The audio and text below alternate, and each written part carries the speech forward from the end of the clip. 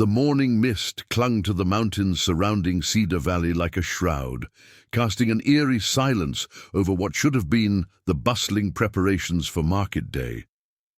Instead, the town square of Millbrook, Wyoming, buzzed with the kind of nervous energy that accompanied society's most uncomfortable necessities. It was September 15th, 1928, and the monthly ward auction was about to begin. Before we jump back in, tell us where you're tuning in from, and if this story touches you, make sure you're subscribed because tomorrow I've saved something extra special for you. Ezra Whitlock stood at the edge of the gathering crowd, his calloused hands wrapped around a cup of coffee that had long since gone cold. At 42, he looked like a man who had been carved from the same granite as the surrounding mountains, weathered, unyielding, and marked by years of fighting against forces beyond his control. His dark hair, streaked with premature gray, stuck out at odd angles beneath a battered felt hat that had seen better decades. The scar that ran from his left temple to his jawline told the story of shrapnel from the Great War, but his eyes held deeper wounds that no surgeon could have treated. The Whitlock Ranch had been in his family for 3 generations, built by his grandfather, who had claimed the land when Wyoming was still a territory. 1,500 acres of some of the most beautiful and unforgiving terrain in the American West, where cattle could graze in valleys that looked like something from a painting if they could survive the winters that regularly dropped to 40 below zero. Ezra had returned from France in 1919 with medals he never displayed and nightmares he never discussed, expecting to take over a thriving operation and settle into the quiet life his father had always promised would be waiting for him. But the 1920s had not been kind to small ranchers in Wyoming. A series of brutal winters had decimated herds across the state, and the economic boom that was transforming cities like New York and Chicago felt as distant as the moon in rural communities that depended on cattle and sheep. Ezra had watched his father's health decline, along with their fortunes, spending the old man's final years selling off sections of land and livestock just to keep the core operation alive. When his father died the previous spring, Ezra inherited debt, drought-damaged pastures, and a ranch house that echoed with the ghosts of better times. The war had taken more from him than just his peace of mind. His younger brother Marcus, who should have been his partner in rebuilding their family legacy, lay buried in a military cemetery in France alongside thousands of other young men who had answered their country's call. His fiancée, Elizabeth, had married a banker from Cheyenne, while Ezra was overseas, unable to wait for a man who might never return, or who might return so changed that the boy she had fallen in love with no longer existed. She had been right on both counts. Now Ezra lived alone in a house built for a large family, managing a ranch that required 3 times as many hands as he could afford to employ, watching his livestock numbers dwindle with each passing season. He came to these ward auctions not because he needed anything they were selling, but because the spectacle of other people's desperation somehow made his own struggles feel less isolating. Misery, he had learned, truly did love company.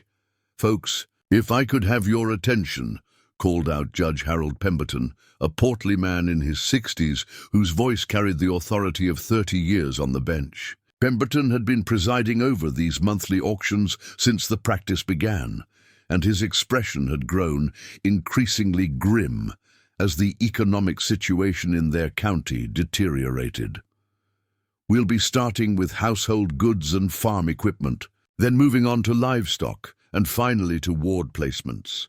The early lots moved quickly through the practiced efficiency of rural necessity. Furniture that had been crafted by loving hands sold for a fraction of its worth to neighbors who needed chairs more than they needed pride.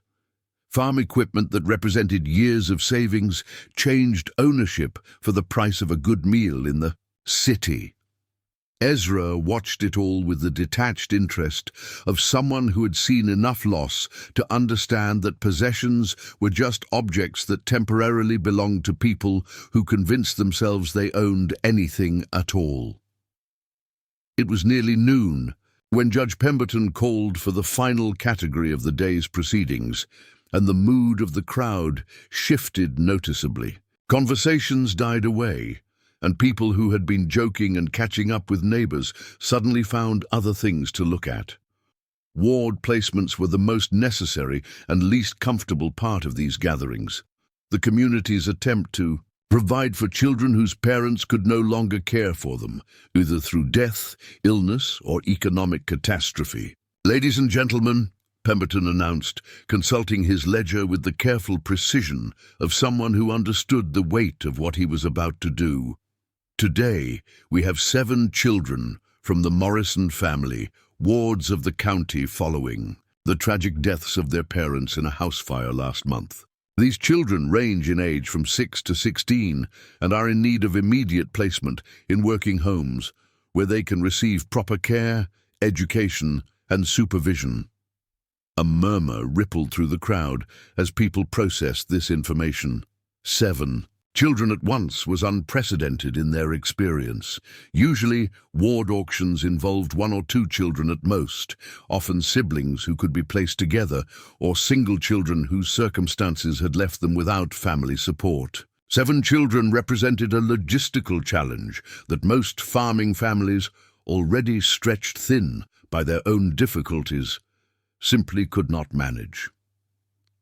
The Morrison family had been well known throughout Cedar Valley, not because they were wealthy or particularly prominent, but because they were good people who had worked hard and treated their neighbors with kindness and respect. Jack Morrison had been a skilled carpenter who supplemented his income with small-scale farming, while his wife Sarah had been the kind of woman who always had an extra place at her table for anyone who needed a meal.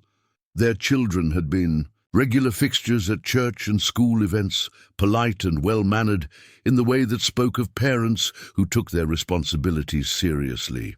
The fire that claimed Jack and Sarah Morrison had been the kind of tragic accident that haunted rural communities, where volunteer fire departments and the nearest doctor might be hours away when disaster struck.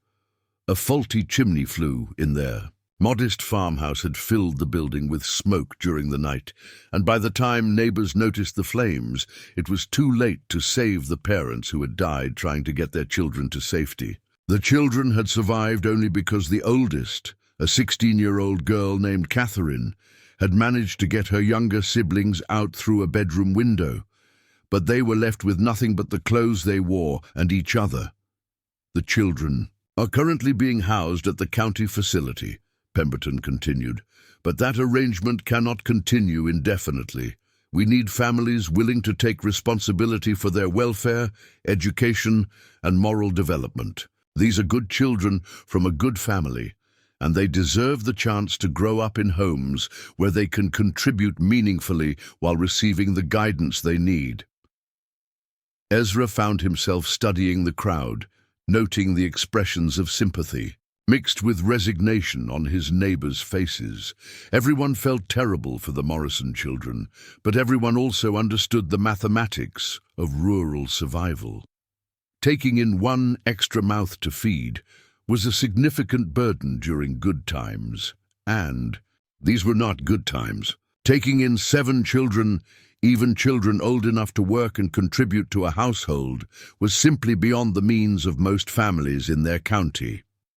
The first child brought forward was Catherine Morrison, 16 years old and carrying herself, with the kind of premature responsibility that tragic circumstances force on the eldest children of large families. She was tall for her age, with auburn hair that caught the afternoon sunlight and green eyes that held an intelligence and determination that reminded Ezra of his own sister before consumption had taken her 20 years earlier. Catherine had been helping to care for her younger siblings since the fire, and it showed in the way she scanned the crowd with the protective instincts of someone much older than her years. Catherine Morrison, Judge Pemberton announced, 16 years old, excellent with cooking, sewing and household management, has been helping to care for her siblings and has shown remarkable maturity and responsibility. Starting bid of $2. The bidding was hesitant and uncomfortable. The Henderson family, who ran the general store, bid $3, but were quickly outbid by the Carlsons, who needed help with their boarding house. Catherine was finally placed with the Millers, a childless couple in their 50s, who had been looking for someone to help Mrs. Miller, whose arthritis had been making household tasks increasingly difficult. Catherine accepted her placement with quiet dignity, but Ezra could see the pain in her eyes as she realized she was being separated from the siblings she had been protecting since their parents' death. The next 3 children, twin boys named Daniel and David, age 14, and their 13-year-old sister Margaret, were placed relatively quickly with families who needed additional farmhands and household help. The twins, sturdy and serious-minded, went to the Patterson Ranch, where they would work with cattle and learn the business of ranching. Margaret, who had inherited her mother's skill with cooking and preserving food, was placed with the elderly Mrs. Whitman, whose grown children had moved to California and left her struggling to maintain her large house and garden. But as the afternoon wore on and the remaining children grew younger and smaller, the bidding became increasingly reluctant. The 5th child, 10-year-old Robert Morrison, was a bright boy who had been helping his father with carpentry work, but he was still small enough to require significant care and supervision. He was eventually placed with the local blacksmith, who needed an apprentice and was willing to provide basic education in exchange for help around the forge. That left 2 children standing on the platform, and Ezra felt his chest tighten as he looked at them. 9-year-old Helen Morrison was a delicate-looking girl, with her mother's gentle features and her father's steady gaze. She stood protectively beside 6-year-old James, the youngest of the Morrison children, who clutched a small wooden horse. That was apparently the only toy he had managed to save from the fire. Both children were clean and neatly dressed, thanks to the efforts of the church ladies who had been caring for them. But they had the hollow-eyed look of children who had seen too much loss for their young minds to fully process. Helen Morrison, Judge Pemberton called out, though his voice lacked its earlier authority. 9 years old, good with animals and gardening, can read and write thanks to her mother's teaching. Starting bid of $1. The silence that followed was deafening. Ezra looked around at his neighbors and saw the same expression on every face. The look of people who wanted to help but couldn't afford to take on additional responsibilities. Times were hard for everyone, and a 9-year-old girl, no matter how sweet or well-behaved, represented years of feeding, clothing, and caring for someone who couldn't contribute significant labor to a household struggling to survive. 75. Cents? Judge Pemberton tried again, his voice betraying his growing discomfort with the situation. Still nothing. Helen's chin began to tremble slightly, though she kept her composure with the kind of courage that broke Ezra's heart. She understood what was happening, understood that no one wanted to take responsibility for her care, and she was determined to face that rejection with whatever dignity a 9-year-old could muster. 50 cents for a good girl who just needs a chance, Pemberton said, and there was a note of desperation creeping into his official tone. The silence stretched on, and Ezra could see people beginning to shift uncomfortably and look away. This was the part of ward auctions that everyone dreaded, the moment when it became clear that some children might not find placements at all, might end up in the county facility indefinitely, or be sent to the state orphanage in Cheyenne, where children disappeared into an institutional system that rarely produced successful adults. Preparing and narrating this story took us a lot of time, so if you are enjoying it, subscribe to our channel. It means a lot to us. Now back to the story. "What about the little boy?" someone called out from the back of the crowd. "James Morrison," Pemberton replied, glancing down at the 6-year-old who had moved even closer to his sister. 6 years old, generally healthy despite recent trauma. Too young for significant work contributions, but a good boy who just needs care and supervision. The mathematics were even more impossible for James. A 6-year-old boy represented pure expense, food, clothing, medical care, education, with no meaningful labor contribution for years to come. During prosperous times, childless couples might have considered taking in a young child out of pure kindness, but in 1928, in rural Wyoming, kindness was a luxury that few families could afford. "Starting bid of 50 cents, Pemberton said, though everyone present understood that the judge was going through the motions of an auction that was destined to fail. Nothing. James looked up at his sister with eyes that held confusion and the beginning of fear. He was too young to fully understand the economics of what was happening, but old enough to sense that something was going very wrong. Helen took his hand and squeezed it gently, whispering something in his ear that made him nod seriously and stand up a little straighter. 25 cents, Pemberton tried again. Surely someone can spare 25 cents for a child who just needs a home. Ezra felt something shift inside his chest as he watched this scene unfold. These weren't numbers on a ledger or abstract, problems to be solved by county officials. These were children, real children, with names and personalities and the capacity for fear and hope and love. Helen Morrison reminded him of his sister at that age, brave and protective, and trying so hard to be strong in circumstances that would have challenged adults. James Morrison reminded him of his brother Marcus as a child, curious and trusting and dependent on others to keep him safe in a world that could be cruel and unpredictable. More than that, something about the sight of these two children standing alone on an auction platform triggered memories that Ezra had spent years trying to suppress.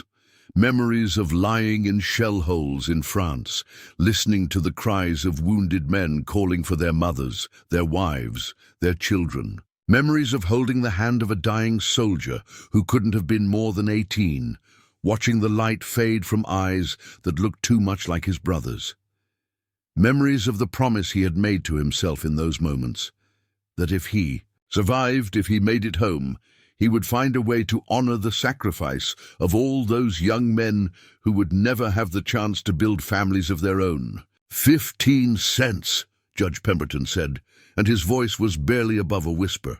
15 cents for two children who just need someone to care about them. The crowd was beginning to break up.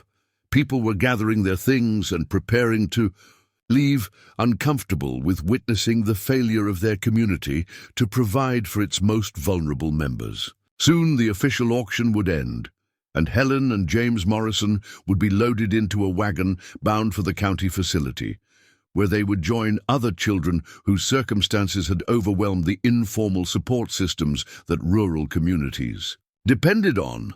Ezra found himself stepping forward before he had made a conscious decision to move. His voice, when it came, sounded strange to his own ears, rougher than he had intended, carrying the weight of emotions he had been suppressing. Oh, for years, $27. The crowd stopped their preparations to leave and turned to stare at him in shock. $27 was more money than most families in their county saw in a month, certainly more than anyone had expected to pay for two children who couldn't contribute significant labor for years to come. Judge Pemberton blinked in surprise and consulted his ledger as if checking to make sure he had heard correctly.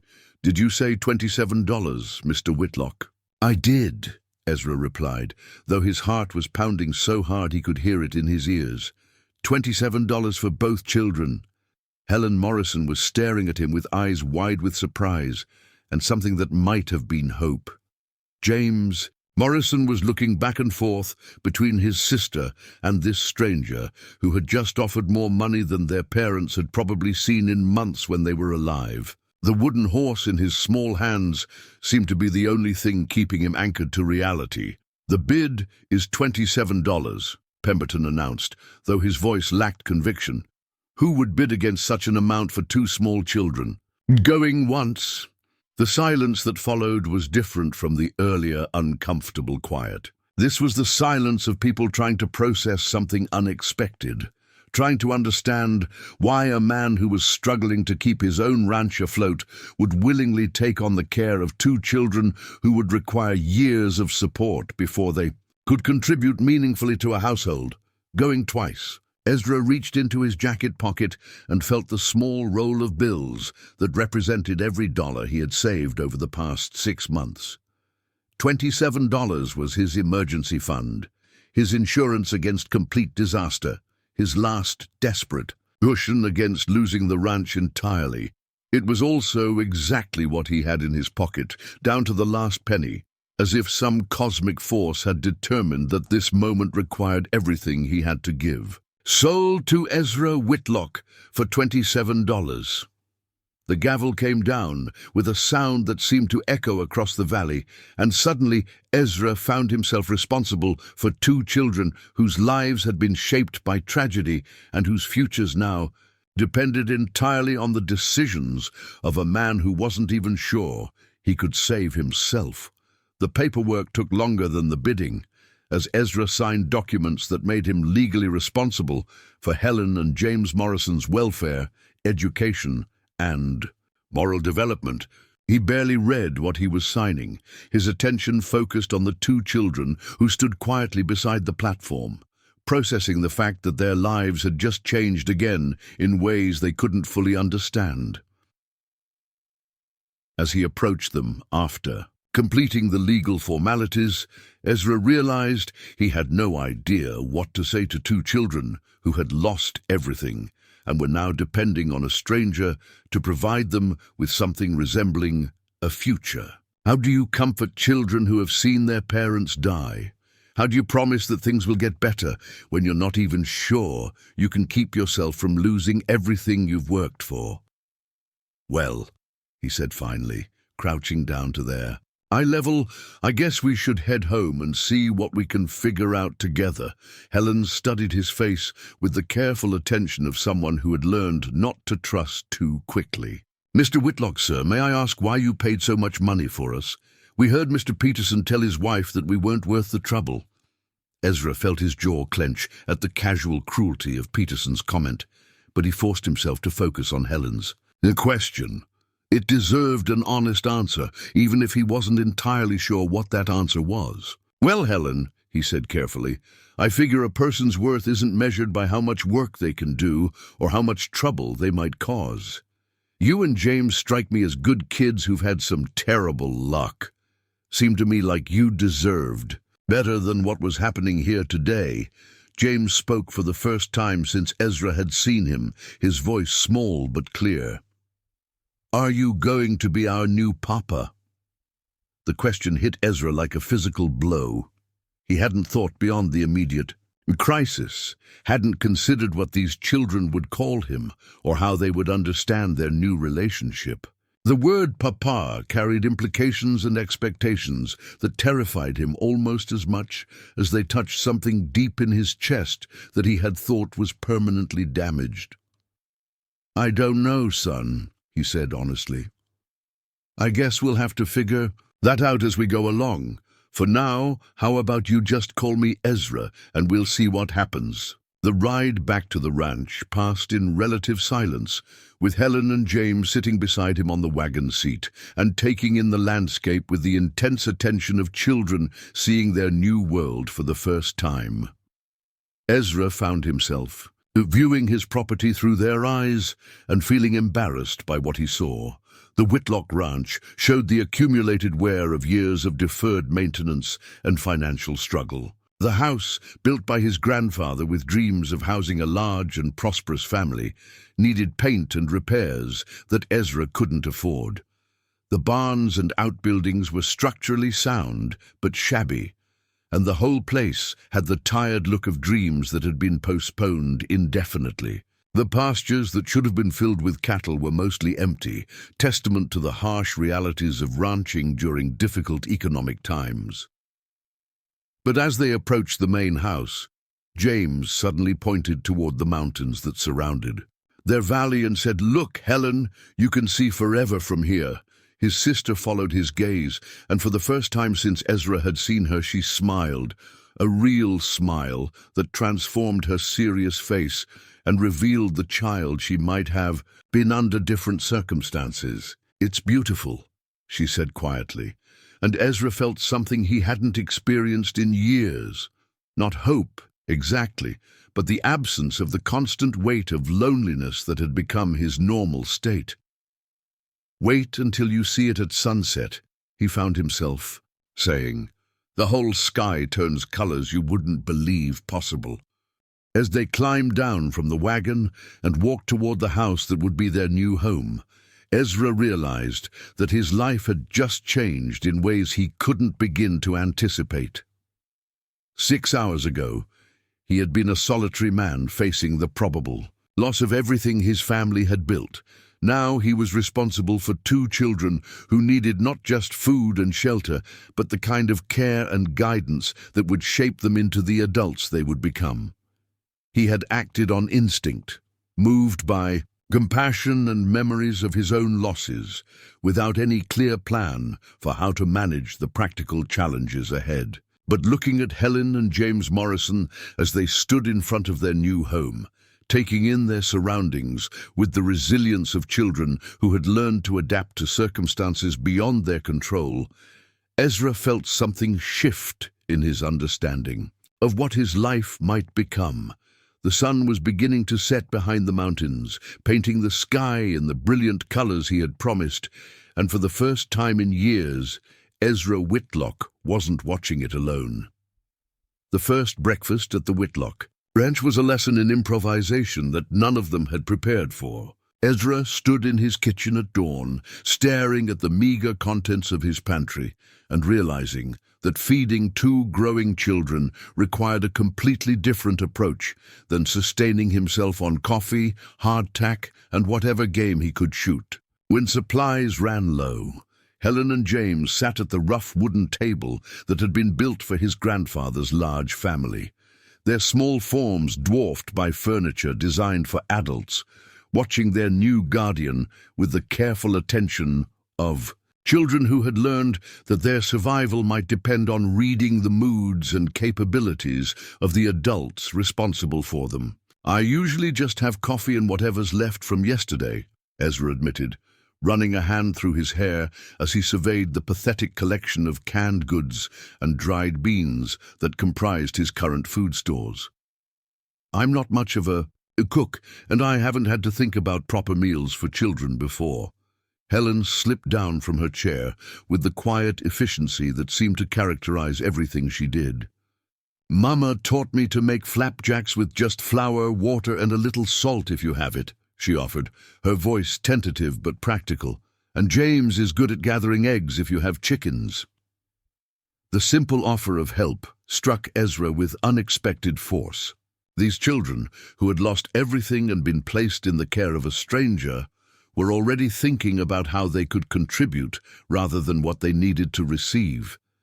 It was the kind of resilience that spoke to their upbringing and their character, but it also highlighted how much responsibility they had been forced to shoulder at ages when most children were primarily concerned with play and learning. "We do have chickens," Ezra said, "though they're a temperamental bunch, and I think there's flour in the pantry, though I can't guarantee how fresh it is."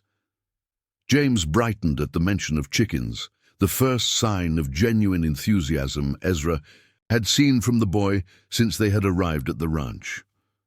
"Papa always said chickens are just like people. They have their own personalities, and you have to figure out how to get along with each one."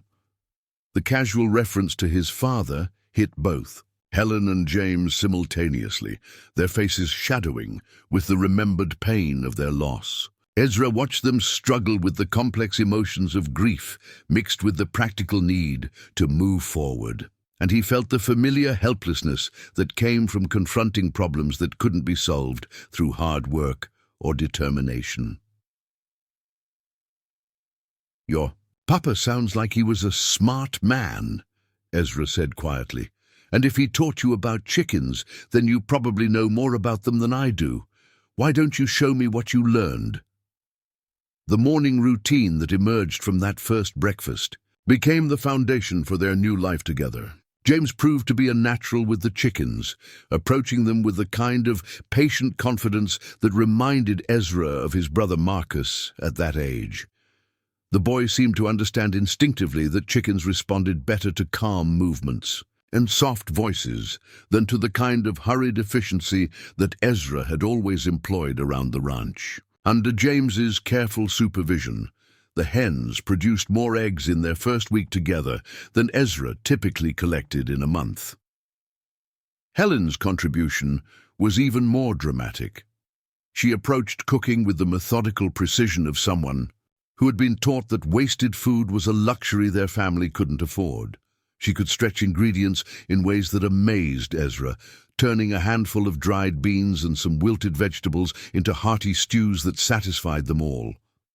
More importantly, she understood the mathematics of nutrition in a way that Ezra had never considered, ensuring that James got enough of the foods that would help him grow, while making every ingredient work as hard as possible.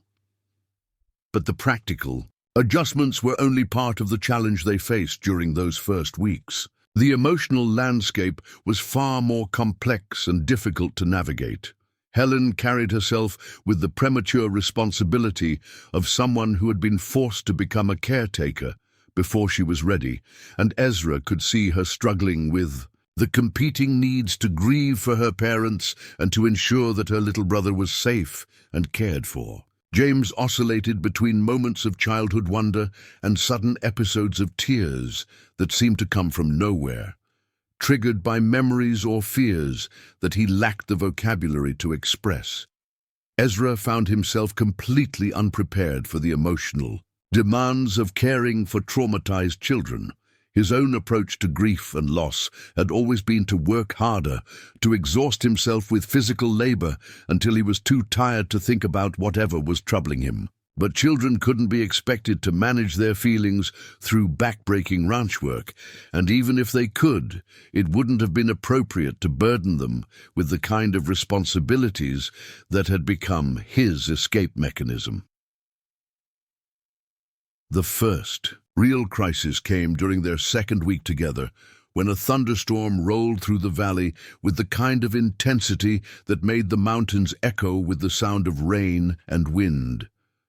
Ezra had always enjoyed storms, finding something cleansing about the raw power of nature unleashed across the landscape. But when lightning illuminated the kitchen where they were eating dinner, James suddenly began screaming with a terror that seemed to come from somewhere deep inside his small body. "The fire!" he cried, scrambling under the table and curling into a ball. "Helen, the fire is coming back!" Helen immediately dropped to her knees beside her brother, wrapping her arms around him and speaking in the low, soothing tones of someone who had comforted him through similar episodes before. "It's just thunder, James. Just thunder and rain. There's no fire. We're safe here." But James couldn't be calmed, and his panic seemed to trigger something in Helen as well. Ezra could see her fighting her own tears as she tried to comfort her brother, torn between her own need for reassurance and her perceived responsibility to be strong for the younger child who depended on her. Ezra felt completely out of his depth. His experience with trauma was limited to his own nightmares and the kind of emotional numbness that had helped him survive the war.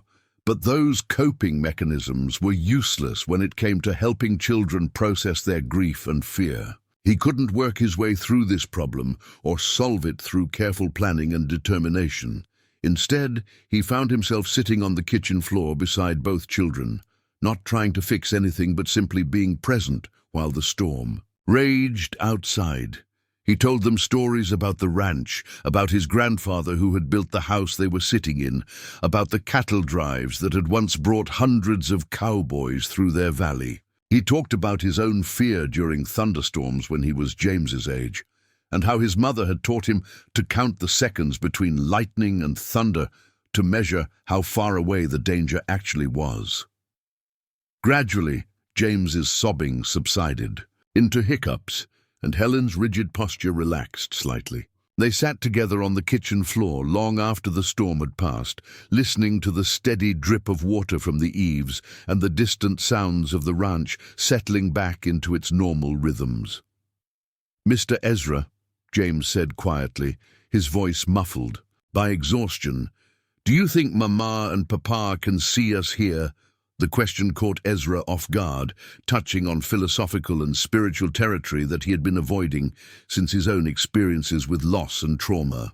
He had stopped believing in benevolent oversight during the war when he had watched good men die while cruel men survived, when prayers for mercy had been answered with more suffering and death. But looking at these children who needed something to help them make sense of their loss, Ezra found himself reaching for whatever comfort he could offer. "I think they can see you," he said carefully, "and I think they would be proud of how brave you've both been, how well you're taking care of each other." "Do you think they're proud of you too?" Helen asked, her question carrying a complexity that surprised him, "for taking care of us when you didn't have to?" The simple innocence of her question hit him harder than any of the sophisticated theological arguments he had encountered before and after the war. These children saw his actions as something worthy of pride, as a choice that reflected well on his character rather than an impulsive decision that had complicated his already difficult life. "I don't know," he said honestly, but I hope so." The conversation marked a turning point in their relationship, though Ezra didn't recognize it at the time. The children stopped treating him like a stranger who had temporarily taken responsibility for them and began to approach him as someone who might genuinely care about their welfare. The change was subtle but significant. James began seeking him out to share discoveries about the ranch, while Helen started asking his opinion about decisions rather than simply announcing what she thought they should do. But the biggest challenge during those early weeks wasn't emotional, it was financial. $27 had seemed like a manageable expense when Ezra was caught up in the drama of the auction, but the ongoing costs of feeding and clothing two children quickly revealed the mathematics of his situation. His monthly expenses increased dramatically, while his income remained dependent on a struggling ranch operation that barely generated enough revenue to support one person, let alone three. The general store in Millbrook operated on a credit system that allowed ranchers to buy supplies during lean months and settle their accounts when cattle were sold, but Ezra's credit was already stretched to its limits. Mrs. Patterson, who ran the store with her husband, was sympathetic to his situation, but couldn't extend additional credit without some assurance that he would be able to pay his mounting debts. "Ezra," she said quietly during his third visit in as many weeks, "I know you're doing a good thing with those Morrison children, but I can't keep adding to your account without knowing when you'll be able to settle up. We've got our own obligations to meet." The conversation took place while Helen and James were examining the penny candy display, and Ezra was grateful they couldn't hear the discussion of finances that highlighted how precarious their situation really was.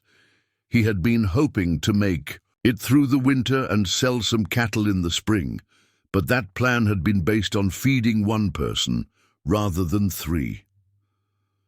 "I understand your position," Ezra replied, though his mind was already racing through possible solutions.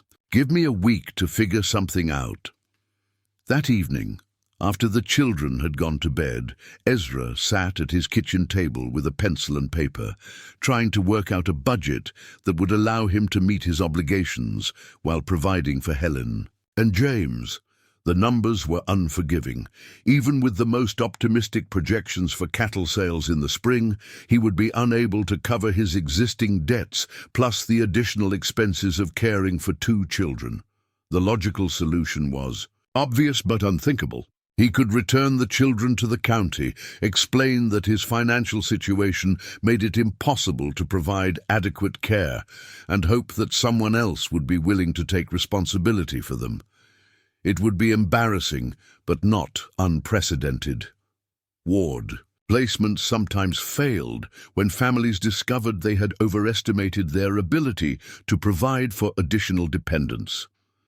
But the thought of loading Helen and James into his wagon and driving them back to the county facility made Ezra physically sick. These children had already lost their parents and been separated from their siblings. They had just begun to settle into something resembling a normal routine, just started to trust that this new arrangement might provide them with the stability they desperately needed. Returning them to institutional care would be another traumatic abandonment, proof that no one was willing or able to provide them with the permanent home they deserved. Instead, Ezra found himself considering options that would have seemed impossible just weeks earlier. He could sell sections of the ranch, reducing his long-term prospects, but generating immediate cash to meet his obligations. He could take on additional work, though jobs were scarce in their rural county, and most ranchers were struggling with the same economic pressures he faced. He could write to his cousin in Denver, who had succeeded in business and might be willing to provide a loan, though that would mean swallowing his pride and admitting that he couldn't manage his inherited responsibilities without outside help. The decision, when it came, felt inevitable rather than dramatic. Ezra would sell the south pasture, the least productive section of his ranch, to his neighbor Tom Bradley, who had been interested in expanding his operation for years. The sale would generate enough money to pay his immediate debts and cover the children's expenses through the winter, though it would permanently reduce the ranch's earning potential. It was, he realized, the same kind of calculated sacrifice that parents had been making for their children since the beginning of time, trading long-term security for immediate welfare, choosing the needs of the next generation over personal ambition or comfort. The irony that he was making this choice for children who weren't even legally his didn't escape him, but it also didn't change his decision. When he explained the situation to Helen the next morning, her reaction surprised him. Rather than gratitude or relief, she displayed the kind of practical concern that seemed beyond her years. "Mr. Ezra," she said carefully, "if you sell part of the ranch to take care of us, what happens when other people find out? What if they think we're too expensive and try to make you send us away?" The sophistication of her question revealed how much she understood about their situation, and how carefully she had been thinking about the long-term implications of their arrangement. This 9-year-old girl was already worried about the political and social consequences of Ezra's financial decisions, already thinking like someone whose security depended on maintaining the goodwill of adults who might change their minds about their responsibilities. "Helen," Ezra said, sitting down at the table so he could look directly into her serious green eyes, "I want you to understand something important. I didn't take you and James because I thought it would be easy or profitable. I took you because you needed help, and I thought I could provide it. Selling part of the ranch isn't something anyone is making me do. It's something I'm choosing to do because taking care of you is more important to me than keeping every acre my grandfather owned." "But what if we can't pay you back?" James asked, his small voice betraying the anxiety that had been building as he listened to their conversation. "What if we're not worth the money you're spending on us?" The question hit Ezra like a physical blow, revealing how much these children had internalized the economic framework of their placement. They understood that they had been purchased at an auction, and they were already worried about their inability to generate enough value to justify the investment in their care. "James," Ezra said firmly, "you and Helen are not investments that need to pay dividends. You're children who deserve to be cared for, and the only thing you owe me is to grow up into the good people I can already see you becoming." But even as he spoke the words, Ezra realized that Helen's concerns were not entirely unfounded. Taking in the Morrison children had been an act of impulse and compassion, but sustaining that commitment would require ongoing sacrifices that would be noticed by his neighbors and evaluated by the community that had already demonstrated its reluctance to support orphaned children. The sale of the South Pasture to Tom Bradley was completed within a week, conducted with the kind of discreet efficiency that characterized most business transactions in their small community. Bradley was a fair man who paid a reasonable price without asking too many questions about why Ezra needed to liquidate part of his family's land. The transaction generated enough money to settle Ezra's accounts at the general store and provide a modest cushion for unexpected expenses, but it also represented a permanent reduction in the ranch's productive capacity. More importantly, the sale had consequences that extended beyond the immediate financial relief it provided. Word of the transaction spread through Millbrook with the inevitable speed of small-town gossip, and people began to understand that Ezra Whitlock was serious about his commitment to the Morrison children. He wasn't treating their placement as a temporary arrangement that could be abandoned when it became inconvenient or expensive. He was making real sacrifices to provide for their welfare, demonstrating the kind of dedication that changed how the community viewed his decision to take them in. The shift in public opinion was subtle but significant. Mrs. Patterson at the general store began setting aside damaged goods that were still perfectly edible, offering them to Ezra at reduced prices that helped stretch his food budget. Dr. Morrison, the local physician who was no relation to the children despite sharing their surname, mentioned that he would be willing to provide medical care for Helen and James without immediate payment, understanding that Ezra was doing his best to meet obligations that most people had been unwilling to assume. Most importantly, other families in the county began to reconsider their own capacity to help with the remaining Morrison children. The example of Ezra's commitment seemed to shame some people into recognizing that they had been too quick to dismiss the possibility of taking in orphaned children, too focused on the potential burdens rather than their moral obligation to care for their community's most vulnerable members. The first indication of this changing attitude came during their 4th week together, when Catherine Morrison appeared at their door on a Sunday afternoon. The 16-year-old had been placed with the Miller family and was officially visiting to see how her younger siblings were adjusting to their new situation, but Ezra could see that she was also evaluating him as a guardian and protector. Catherine's visit was the first time Helen and James had seen any of their siblings since the auction, and the reunion was both joyful and heartbreaking. The children clung to each other with the desperate affection of people who had lost too much to take anything for granted, but they also maintained the careful politeness of children who understood that their relationships now existed at the discretion of the adults who controlled their living situations. "They look good," Catherine said to Ezra as they watched Helen show James's wooden horse to her older sister. "Better than I expected, honestly. I was worried about how they would manage with someone they didn't know." "They're remarkable children," Ezra replied. "Stronger and more capable than most adults I've known. You and your parents did something special in raising them." Catherine studied his face with the sharp attention of someone who had learned to read adults carefully, looking for signs of insincerity or hidden resentment. "Mr. Whitlock, can I ask you something directly?" "Of course. Why did you really bid on them? I know what you said at the auction, but everyone in town is trying to figure out what you're getting out of this arrangement. People don't usually spend that kind of money unless they expect some kind of return."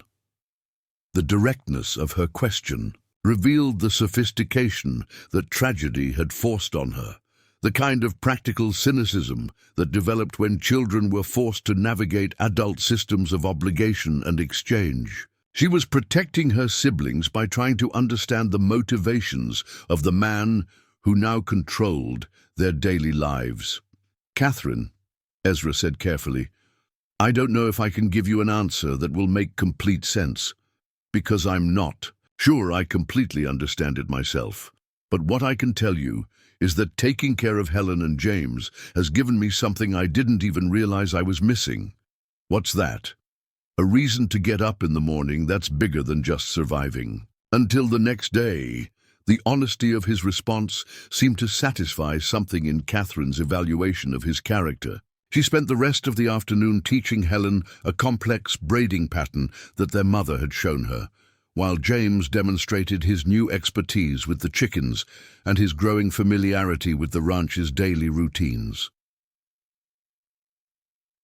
When it came time for Catherine to return to the Miller family, the goodbyes were difficult, but no longer carried the desperate finality that had characterized their separation at the auction. Helen and James understood that they would see their sister again, that their relationship could continue even though they were living in different households, and that knowledge provided a stability that helped them settle more completely into their new life.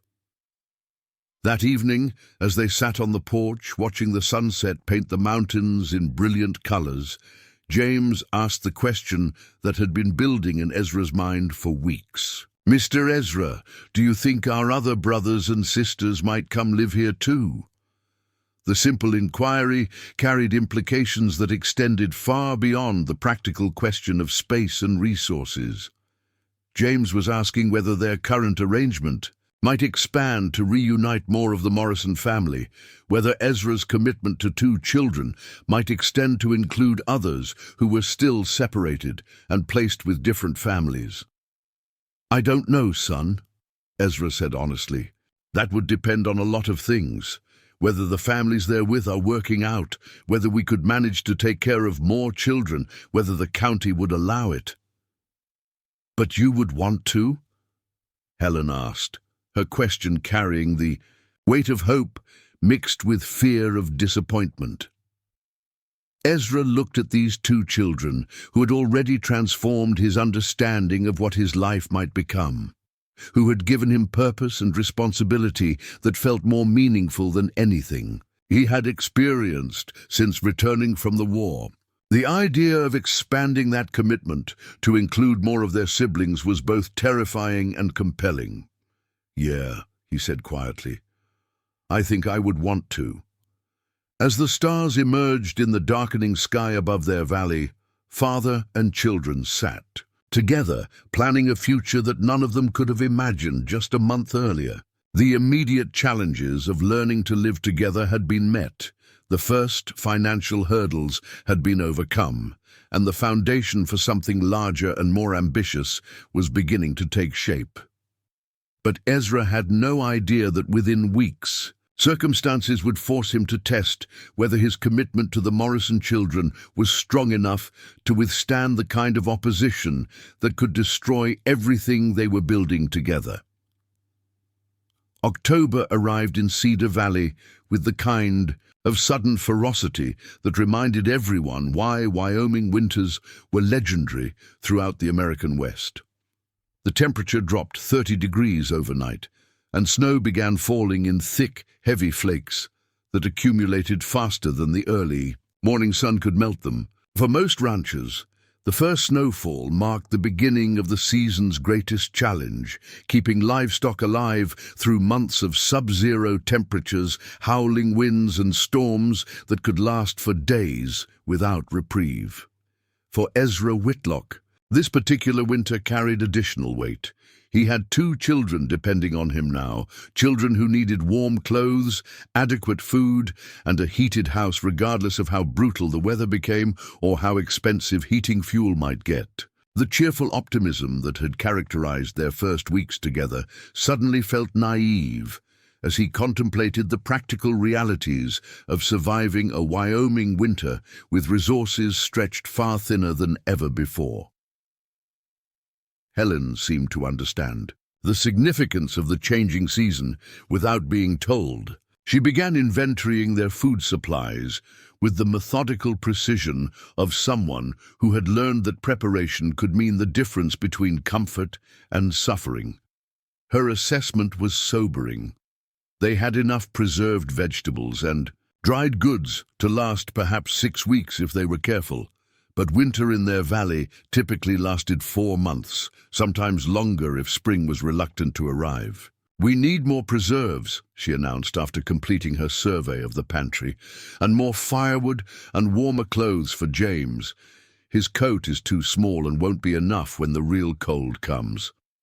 Ezra marveled at her practical intelligence, while simultaneously feeling overwhelmed by the magnitude of preparation required. During his years of solitary living, winter preparation had been a relatively simple matter. Stock up on basic supplies, ensure adequate fuel for heating, and accept that comfort would be secondary to survival until spring returned. But children had different needs, required more consistent warmth and nutrition, and couldn't be expected to endure the kind of hardships that adults could tolerate when necessary. The solution came from an unexpected source.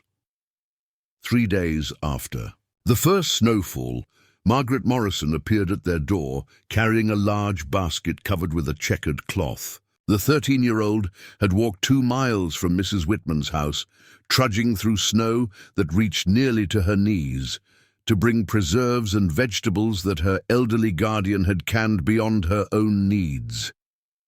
"Mrs. Whitman says she made too much applesauce this year," Margaret explained, though her eyes betrayed the real motivation for her visit. She wanted to see her younger siblings, to reassure herself that they were being properly cared for as winter approached.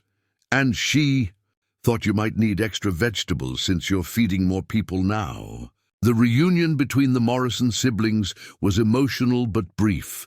Margaret couldn't stay long without risking Mrs. Whitman's displeasure, and the walk back to town would become increasingly difficult as the afternoon progressed. But during her short visit, she shared information that changed Ezra's understanding of how the other Morrison children were adapting to their placements.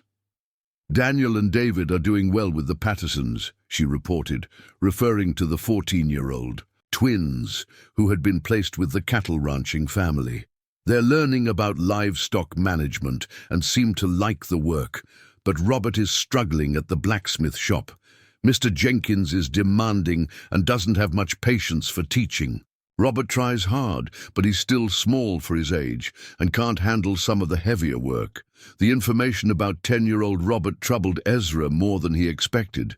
He remembered the boy from the auction, quiet and serious, with the kind of intelligence that showed in his careful attention to everything around him. Robert had been placed with the blacksmith because he had shown some aptitude for working with tools alongside his father, but apparently the reality of apprenticeship was proving more difficult than anyone had anticipated. "Is he being mistreated?" Ezra asked carefully, though he suspected the answer was more complex than simple abuse. "Not exactly," Margaret replied, her diplomatic response revealing her own careful navigation of adult politics. "Mr. Jenkins isn't cruel, but he expects Robert to work like a grown man and gets frustrated when he can't. Mrs. Jenkins feeds him well enough, but she has her own children to worry about and doesn't pay much attention to Robert's other needs." The conversation planted a seed of concern that grew throughout the following days. Ezra found himself thinking about Robert Morrison while he went through his own daily routines, wondering if the boy was warm enough at night, if he was receiving the kind of guidance and encouragement that a 10-year-old needed to develop confidence and skills. More troubling was the recognition that Robert's situation might reflect broader problems with the ward placement system. Well-meaning families taking in children without fully understanding the emotional and developmental needs that went beyond basic food and shelter. But Ezra's growing concern about Robert was soon overshadowed by more immediate challenges. The early snowfall proved to be the prelude to one of the most severe winters in recent memory.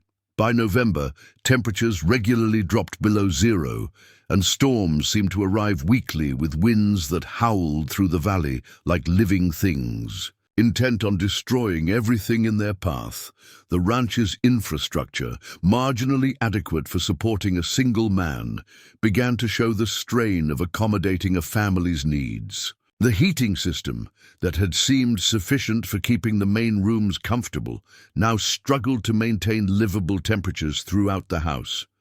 The children's upstairs bedrooms became so cold that frost formed on the inside of the windows, forcing them to move their sleeping arrangements to the main floor near the fireplace. More seriously, the ranch's water system began to fail under the persistent cold. The pipes that supplied water to the house froze repeatedly, requiring Ezra to spend hours each day working to restore flow and prevent permanent damage to the plumbing. The well that served their domestic needs developed ice problems that threatened to cut off their water supply entirely. A potentially catastrophic situation given their isolation from town and the difficulty of hauling water during severe weather. Helen and James adapted to these challenges with the resilience that seemed to characterize all the Morrison children, but Ezra could see the strain in their faces and behavior. James became quieter and more clingy, seeking reassurance that this new hardship wouldn't result in another abandonment or separation. Helen tried to maintain her role as a capable helper, but the constant cold and the stress of uncertainty began to wear on her usually steady demeanor. The crisis that tested everything they had built together came during the third week of November, when a blizzard struck with unprecedented ferocity. The storm began as light snow on a Tuesday morning, but intensified throughout the day until visibility dropped to mere feet and winds reached speeds that threatened to tear roofs from buildings. By evening, snow was falling so heavily that the path from the house to the barn became impassable, cutting them off from their livestock and essential supplies. Ezra had experienced severe weather before, but never while responsible for children who depended entirely on his ability to maintain their safety and comfort. The house shook under the assault of wind that seemed determined to find every weakness in its construction, and the temperature inside dropped steadily as their heating system struggled against the overwhelming cold penetrating from outside. "Dirty. Fire in the main room is getting low," Helen reported around midnight, her voice tight with worry that she was trying not to let James hear. "And I think the water pipes froze again." Ezra looked out at the white chaos beyond their windows and realized that he faced a situation that could rapidly become life-threatening. They needed more firewood to maintain heat through the night, but the woodpile was located near the barn, now unreachable through snow that was accumulating faster than seemed physically possible. The water situation meant they would soon be without the ability to cook or maintain basic sanitation, and if the house's heating system failed completely, they could face the kind of emergency that had killed unprepared families in previous winters. "We need to move everything we might need into this room," he told the children, forcing his voice to remain calm despite his growing concern about their situation. "Blankets, food, water from the kitchen, anything essential needs to be here, where we can keep warm." Helen immediately began organizing their emergency consolidation with the kind of efficient competence that continued to amaze him, while James helped by carrying lighter items and maintaining the fire under her direction. But as the night progressed and the storm showed no signs of abating, Ezra realized that their situation was becoming genuinely dangerous. The temperature inside the house continued to drop, despite their best efforts to maintain the fire. Ice began forming on the interior walls in rooms away from the fireplace, and their breath became visible even in the main room where they had concentrated all their resources. Most alarmingly, their supply of readily available firewood was dwindling rapidly, and Ezra knew that attempting to reach the main woodpile in current conditions would be extremely dangerous, possibly fatal.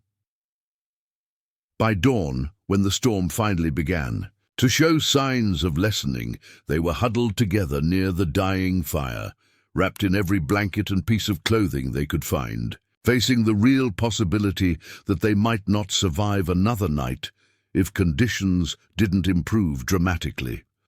It was James who spotted the figures moving through the snow outside their windows, appearing like ghosts through the swirling white that still obscured visibility beyond a few yards. "Someone's coming," he said, his small voice filled with the kind of hope that desperate circumstances can create. The someone turned out to be multiple someones. Tom Bradley, their neighbor who had purchased the south pasture, leading a group of men who had somehow managed to traverse the impassable terrain between their properties. Behind Bradley came Doc Peterson, the Patterson brothers from town, and surprisingly, Mr. Jenkins the blacksmith, all of them loaded down with supplies and equipment that suggested they had come prepared for an extended rescue operation. "Ezra!"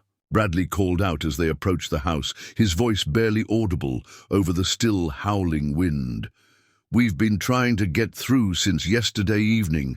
Are you folks all right in there?"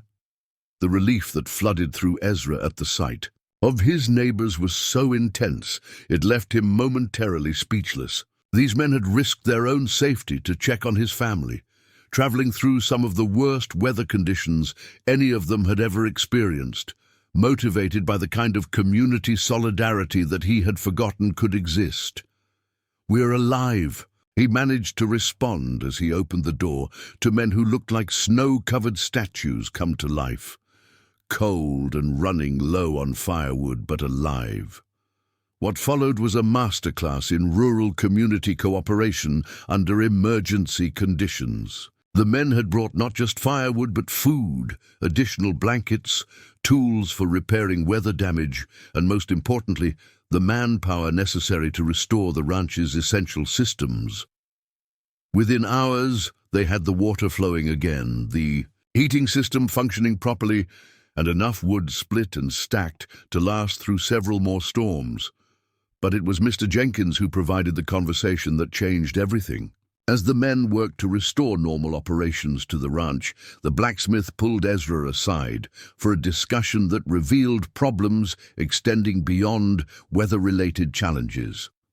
"Whitlock," Jenkins said, his voice carrying the kind of serious tone that suggested important business, "I need to talk to you about young Robert Morrison." Ezra felt his stomach tighten with concern. "Is he all right?" "He's fine, physically speaking," Jenkins replied. "Good boy, tries hard, respects his elders, but I don't think my shop is the right place for him. The work is too demanding for someone his size, and my wife is overwhelmed trying to manage our own children, plus an additional boy who needs more attention than we can provide." The admission was clearly difficult for Jenkins, who was a proud man, not accustomed to acknowledging that he couldn't handle responsibilities he had agreed to assume.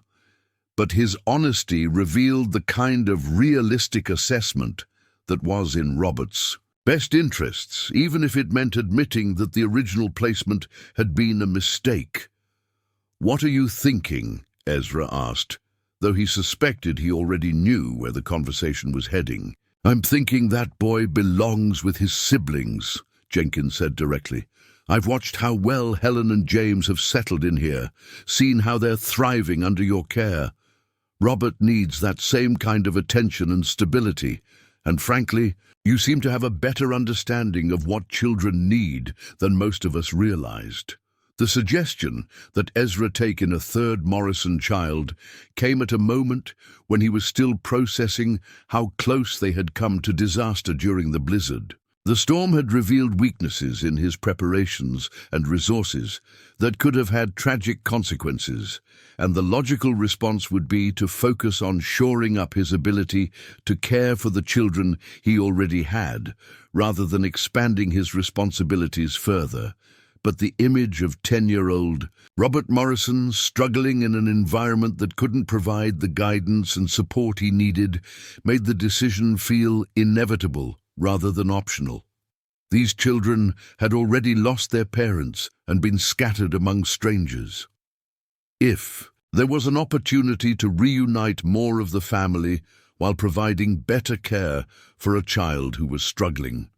The practical challenges seemed secondary to the moral imperative. "When would you want to make the transition?" Ezra asked, his question serving as acceptance of the responsibility that Jenkins was offering to transfer. "Soon as the weather permits travel," Jenkins replied. "Robert's been asking about his siblings, especially since the storm started. I think he's been worried about whether they were safe and warm. Having him here with Helen and James would be good for all of them." The following week, when the roads became passable again, Robert Morrison arrived at the Whitlock Ranch, carrying a small bundle of possessions and wearing the same careful expression of hope mixed with uncertainty that had characterized Helen and James during their first days.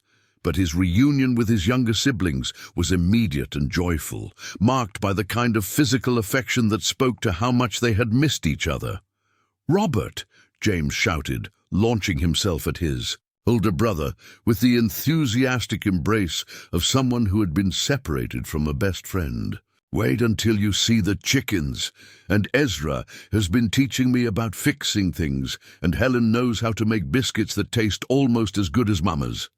Helen's greeting was more restrained, but equally emotional, her careful composure cracking as she hugged the brother who had always been her closest companion among the older children. "I've been so worried about you," she whispered. "Are you really going to stay here with us?" Robert looked around at the ranch house where his siblings had clearly found security and belonging, then turned to Ezra with the kind of direct gaze that demanded honest communication. "Mr. Whitlock, sir, Mr. Jenkins says you're willing to take me in, but I want you to know that I'll work hard and try not to be in any trouble. I know taking care of 3 children is a lot more expensive than just 2.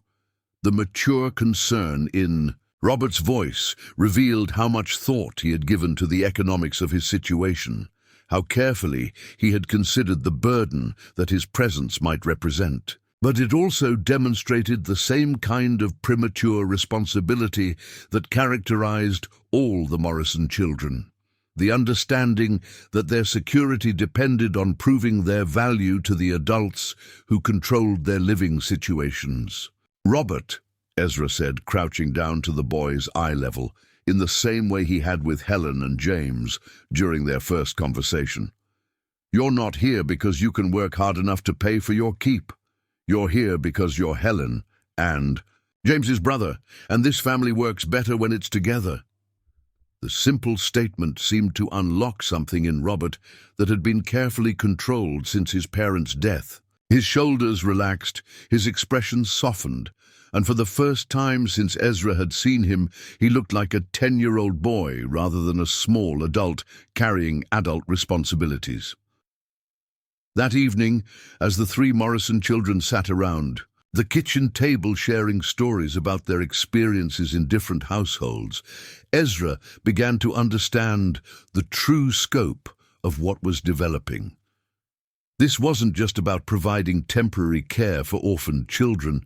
It was about rebuilding a family that had been artificially separated by circumstances beyond anyone's control. Helen, James, and Robert belonged together, and their reunion was restoring something essential that had been damaged by their placement in different homes.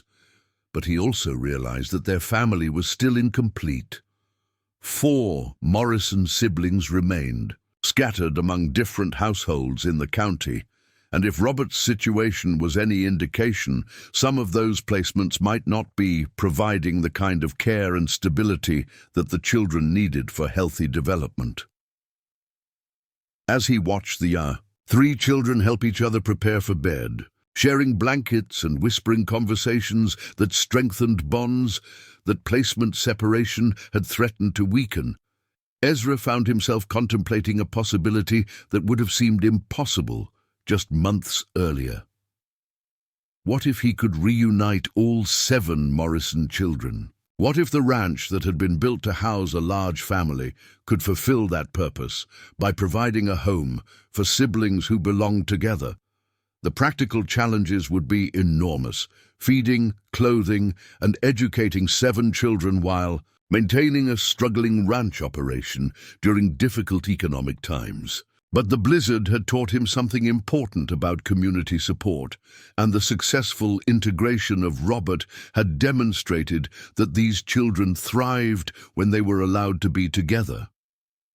The seed of an idea began to grow in Ezra's mind as he prepared for sleep in a house that no longer felt empty or purposeless. Tomorrow, he would begin making inquiries about the other Morrison children, assessing whether their current placements were working and exploring the possibility of bringing them home to complete the family that fate and circumstance had scattered, but not destroyed.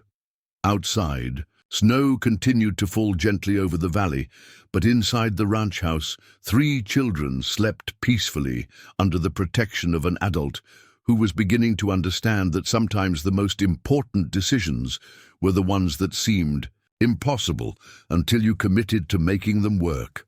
Spring arrived in Cedar Valley with a burst of wildflowers and flowing streams that transformed the harsh winter landscape into something from a fairy tale. The brutal months of cold and isolation gave way to warm days, filled with the sounds of cattle returning to pasture and children's laughter echoing across the ranch. For Ezra Whitlock and the 3 Morrison children who had become his family, the season brought a sense of renewal and possibility that felt earned after surviving their first winter together. But on a Tuesday morning in May 1929, their hard-won peace was shattered by the arrival of 2 black automobiles that wound their way up the dusty road to the ranch with the ominous precision of an official procession.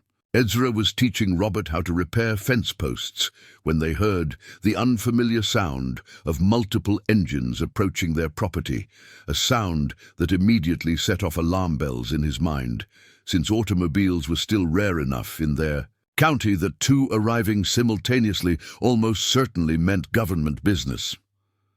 The vehicles came to a stop in front of the ranch house, and 4 men emerged with the kind of careful formality that suggested they had come prepared for confrontation. The first was tall and thin, with silver hair, and the pale complexion of someone who spent his time in offices rather than outdoors.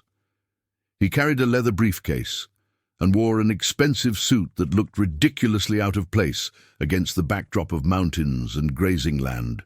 The second man was shorter and broader, with the watchful eyes and ready stance of someone accustomed to enforcing authority through physical presence when necessary. Behind them came 2 additional men who looked more like local law enforcement. Deputy Sheriff Morrison from the county seat and a man Ezra didn't recognize, but whose badge and bearing suggested he represented some form of state authority. The combination of federal, state, and local officials arriving unannounced at his ranch could only mean serious trouble. Helen, James, and Robert had been helping with various chores around the property, but they immediately gathered near Ezra, with the instinctive wariness of children who had learned that official interventions in their lives rarely brought good news. Helen positioned herself protectively between the strangers and her younger brothers, while Robert moved closer to Ezra's side with the kind of loyalty that had developed between them over the months they had been together. "Mr. Ezra Whitlock?" the tall man inquired, consulting a document from his briefcase with bureaucratic precision. His voice carried the crisp authority of someone accustomed to having his questions answered immediately and completely. "That's right," Ezra replied, though his tone was cautious rather than welcoming. "What can I do for you, gentlemen?" "My name is Franklin Crawford, and I represent the Wyoming State Bureau of Child Welfare Services. This is my associate, Mr. William Hayes, from the Department of Family Services, along with Deputy Sheriff Morrison and Inspector Johnson from the State Regulatory Office. We're here to conduct an investigation regarding the placement and care of minor children currently residing on your property." Ezra felt his stomach drop as he processed the implications of Crawford's introduction. This wasn't a routine visit or friendly inquiry. It was a formal investigation that could result in the removal of Helen, James, and Robert from his care. Someone had filed complaints serious enough to trigger state-level intervention, and the presence of multiple officials suggested they had come prepared to take immediate action if they deemed it necessary. "What kind of investigation?" Ezra asked, though he could feel the children pressing closer to him as they sensed the threat these men represented to their family's stability. Crawford pulled out additional documents with the theatrical precision of someone who enjoyed wielding bureaucratic authority over people who couldn't fight back effectively.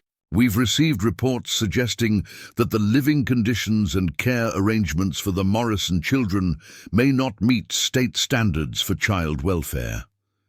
Concerns have been raised about educational provision, living conditions, moral supervision, and the suitability of a single man to serve as guardian for multiple children without proper female oversight." The formal language couldn't disguise the devastating nature of what Crawford was suggesting, that Ezra was an unfit guardian who was failing to provide adequate care for the children who had come to depend on him completely. More disturbing was the recognition that someone in their community had been systematically gathering information and filing complaints designed to trigger exactly this kind of official intervention. "Who filed these reports?" Ezra demanded, though he suspected the answer would reveal more about local politics and personal grudges than genuine concern for child welfare. "That information is confidential," Hayes replied with the flat authority of someone who had delivered similar responses countless times before. "What matters now is conducting a thorough assessment of the children's current situation and determining whether immediate intervention is necessary to protect their welfare." Robert stepped forward with the kind of courage that reminded Ezra powerfully of the boy's father, his young voice clear and steady despite the obvious tension of the situation. "Sir, we're being taken care of just fine here. Ezra makes sure we have everything we need, and we're learning useful skills, and we're together like a family should be." Crawford barely glanced at the 10-year-old who had spoken with such mature conviction. Children often don't understand what constitutes proper care and supervision. That's why adults must make these determinations based on objective standards, rather than the preferences of minors who lack the experience to evaluate their own best interests. The dismissive tone sparked something dangerous in Ezra's chest, the same protective fury he had felt during combat when his unit came under attack. These bureaucrats were treating the Morrison children like livestock, to be evaluated and redistributed according to government standards, completely ignoring the bonds of affection and loyalty that had developed between them over months of shared hardship and mutual support. "These children aren't statistics in your files," Ezra said, his voice carrying a warning edge that made Hayes shift slightly and rest his hand near his jacket in a gesture that suggested he was armed and prepared to use whatever authority that might provide. "They're human beings who've already lost their parents and been separated from their siblings. They finally found stability and security here, and they deserve better than being treated like problems to be solved by people who don't know anything about their actual lives." "Mr. Whitlock," Deputy Morrison interjected with the kind of diplomatic tone that suggested he was trying to prevent the confrontation from escalating beyond anyone's ability to control. "These gentlemen are just doing their jobs. They have legal authority to investigate child welfare situations, and cooperation will make this process easier for everyone involved." But Ezra could see in Morrison's expression that the deputy was uncomfortable with his role in this investigation, that he understood the disruption these officials were about to cause to a family that had been functioning successfully by any reasonable measure. Morrison had watched the Morrison children thrive under Ezra's care, had seen the ranch become a place of laughter and purpose rather than the lonely operation it had been before their arrival. The investigation that followed was both thorough and humiliating, conducted with the kind of intrusive efficiency that reduced their lives to a series of measurements and observations that could be recorded in official reports. Crawford and Hayes went through every room of the ranch house, measuring spaces, evaluating cleanliness, and making notes about everything from the condition of the children's clothing to the contents of their food storage areas.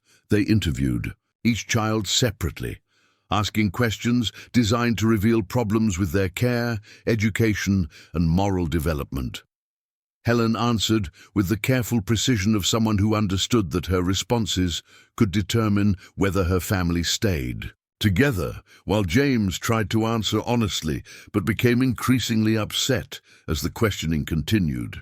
Robert demonstrated the same protective instincts toward his siblings that had characterized his behavior since joining their household, volunteering information about how well they were being cared for and how much they had learned since coming to live with Ezra.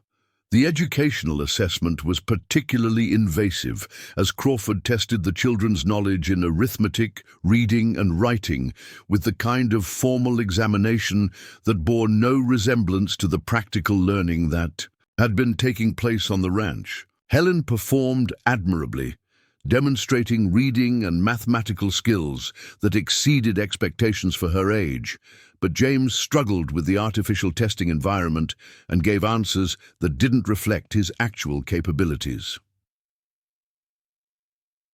The children show uneven educational development, Crawford announced after completing his evaluation, consulting his notes with the authority of someone delivering a medical diagnosis.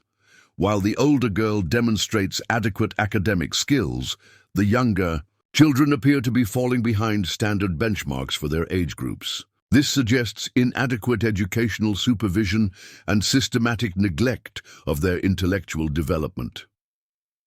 Ezra felt his jaw clench with frustration at the unfairness of Crawford's assessment. James was learning practical skills like animal husbandry, basic carpentry, and land management that would serve him throughout his life, while all three children were developing the kind of character and resilience that no classroom could teach. But bureaucratic standards apparently valued only the kind of formal education that could be measured through testing, rather than the comprehensive development that came from growing up in a working ranch environment. The evaluation of living conditions was equally prejudiced toward urban standards that had little relevance to rural life. Crawford made disapproving notes about the children sharing bedrooms, the absence of indoor plumbing in all areas of the house, and the fact that their daily routines included participation in ranch work that he characterized as inappropriate labor for minors. Mr. Whitlock, Hayes said as they completed their inspection, based on our preliminary assessment, we have serious concerns about the suitability of this arrangement for the children's long-term welfare. The educational deficiencies alone justify immediate intervention, and the lack of proper female supervision creates additional problems for their moral and social development. What does that mean exactly? Ezra demanded, though he suspected he already knew what these men had decided before they ever arrived at his ranch. It means we'll be removing the children from your custody pending placement in more appropriate environments, Crawford replied, with the kind of bureaucratic finality that suggested the decision had already been made and was not subject to discussion or appeal. The words hit the Morrison children like physical blows. James began crying immediately, clinging to Helen with the desperate terror of someone facing another traumatic separation from the only security he had known since his parents' death. Robert moved to stand directly in front of Ezra, his small body positioned as if he could somehow protect the man who had become their father from officials who wanted to destroy their family. "Please don't take us away," Helen said, her voice steady despite the tears streaming down her face. "We belong here. Ezra takes better care of us than anyone else could, and we're learning important things, and we're happy for the first time since Mama and Papa died." But Crawford was already signaling to his associates to begin the process of removing the children from the ranch, treating their emotional protests as temporary obstacles to be overcome rather than legitimate expressions of preference from people whose lives were being destroyed by bureaucratic intervention. That's when the dust cloud appeared on the horizon, moving toward the ranch with the purposeful speed that suggested multiple riders approaching at a gallop. At first, Ezra thought it might be additional officials coming to assist with the children's removal, but as the riders came closer, he realized with growing amazement that half the county seemed to be heading toward his ranch with the determined energy of people who had come to settle a matter that concerned them all. Tom Bradley led the group, followed by Doc Peterson, the Patterson brothers, Mrs. Henderson from the boarding house, and at least 20 other residents of Millbrook and the surrounding farming communities. Behind them came several women on horseback, including Mrs. Patterson from the general store and Mrs. Miller, who had been caring for Catherine Morrison since the original auction. But the most significant arrival was Catherine Morrison herself, now 17 and carrying herself with the dignity of someone who had something important to say about the situation unfolding before them. She rode alongside Mrs. Miller with the determined expression of someone who had traveled specifically to defend her siblings against people who threatened their welfare. "Gentlemen," Bradley called out as the group reined in their horses around the official vehicles, his voice carrying the authority of someone who had lived in the county for 50 years and commanded respect from everyone who knew him. "We understand you're here about the Morrison children." Crawford looked increasingly uncomfortable as more community members gathered around his official investigation, clearly unprepared for this kind of organized response to his authority. "Sir, this is a state matter involving child welfare. Local opinions are not relevant to our official assessment." "Funny thing about that," Doc Peterson said as he dismounted and approached the group with his medical bag in one hand and a folder of documents in the other. "See, I've been providing medical care for these children since they came to live with Ezra, and I've documented their health, development, and psychological well-being throughout that time." Peterson handed Crawford a thick folder containing detailed medical records, growth charts, and psychological assessments that painted a picture completely contrary to the official concerns that had triggered the investigation. "These children have gained weight, grown taller, and shown dramatic improvement in their emotional stability since being placed in Ezra's care. Their physical health is excellent, their psychological development is proceeding normally, and they demonstrate the kind of confidence and security that comes from knowing they're loved and wanted." Mrs. Henderson stepped forward with her own documentation, a leather portfolio that contained detailed records of the children's educational progress under her supervision. "I've been providing formal instruction to Helen, James, and Robert 3 days a week since last fall," she announced. "All 3 children are performing at or above grade level in all subjects, with Helen showing particular aptitude for mathematics and James demonstrating advanced reading comprehension for his age." Crawford examined the educational records with obvious dismay, finding detailed lesson plans, test scores, and progress assessments that directly contradicted his earlier evaluation of the children's academic development. Mrs. Henderson had been documenting every aspect of their learning with the thoroughness of a professional educator, creating a comprehensive record of educational achievement that met or exceeded any reasonable standard. But it was Catherine Morrison who provided the testimony that transformed the entire character of the investigation. The 17-year-old stepped forward with the composed authority of someone who had thought carefully about what she needed to say and was determined to say it regardless of the consequences. "Mr. Crawford," she said, her voice carrying across the gathered crowd with remarkable clarity, "I'm Catherine Morrison, the oldest of the 7 children you're concerned about. I've been placed with the Miller family since the auction, and I've had the opportunity to observe how all my siblings have been cared for in their different homes." She paused to look directly at each of the officials, ensuring that she had their complete attention before continuing with her defense of Ezra's guardianship. "Helen, James, and Robert are the happiest and most secure they've been since our parents died," she stated with absolute conviction. "They've gained weight, they're learning useful skills, they're receiving better education than most children in our county, and most importantly, they're together like family should be. Ezra Whitlock has provided them with something that none of the other placements could offer, the sense that they're wanted for themselves rather than for the work they can do."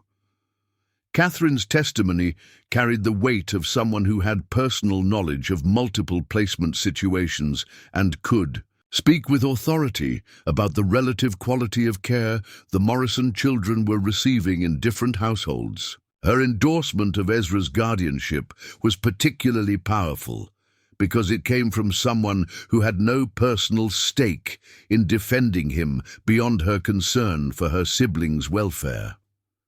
"Furthermore," Catherine continued, "if you remove these children from Ezra's care, you'll be destroying the only stable family situation any of us have found since our parents' death. These children have already endured more trauma and loss than most adults experience in a lifetime. Subjecting them to another forced separation would be cruel and unnecessary when they're clearly thriving in their current environment." The crowd of community members murmured agreement with Catherine's assessment, and Ezra could see that Crawford was beginning to understand that he faced not just individual opposition, but organized community resistance to his planned intervention. These weren't ignorant rural people who could be intimidated by bureaucratic authority. They were educated, thoughtful citizens who had observed the situation firsthand and reached their own conclusions about what served the children's best interests. Mrs. Patterson stepped forward with a petition that bore the signatures of more than 60 residents of Millbrook and the surrounding farming communities. "Mr. Crawford, this document represents a formal statement of community support for Ezra Whitlock's guardianship of the Morrison children.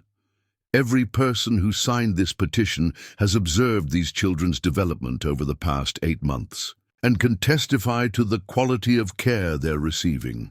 Crawford examined the petition with growing frustration, realizing that his investigation had triggered the kind of community mobilization that could create political problems extending far beyond the immediate situation. State officials could override local preferences when they had clear evidence of abuse or neglect, but they couldn't easily justify removing children from homes that had overwhelming community support and documented evidence of excellent care. But Hayes made one final attempt to assert their authority over the situation. Regardless of community sentiment, state law requires that minor children receive appropriate supervision and education. A single man cannot provide the kind of moral guidance and domestic instruction that children need for proper development. It was Tom Bradley who provided the response that effectively ended the official threat to their family. "Mr. Hayes, I think you've misunderstood something important about how this community works. Ezra isn't raising these children alone. We're all raising them together. Mrs. Henderson provides educational instruction, Doc Peterson handles their medical care, Mrs. Patterson ensures they have proper clothing and nutrition, and every family in this valley contributes to their supervision and moral development." Bradley gestured toward the crowd of people who had gathered to defend the Morrison children's right to remain with Ezra. "These children aren't being raised by one man in isolation. They're being raised by an entire community that has invested in their welfare and takes responsibility for their development. That's a stronger foundation for healthy growth than any institutional arrangement you could provide." The truth of Bradley's statement was evident in the faces of the people surrounding them. These weren't strangers who had been asked to support a bureaucratic decision.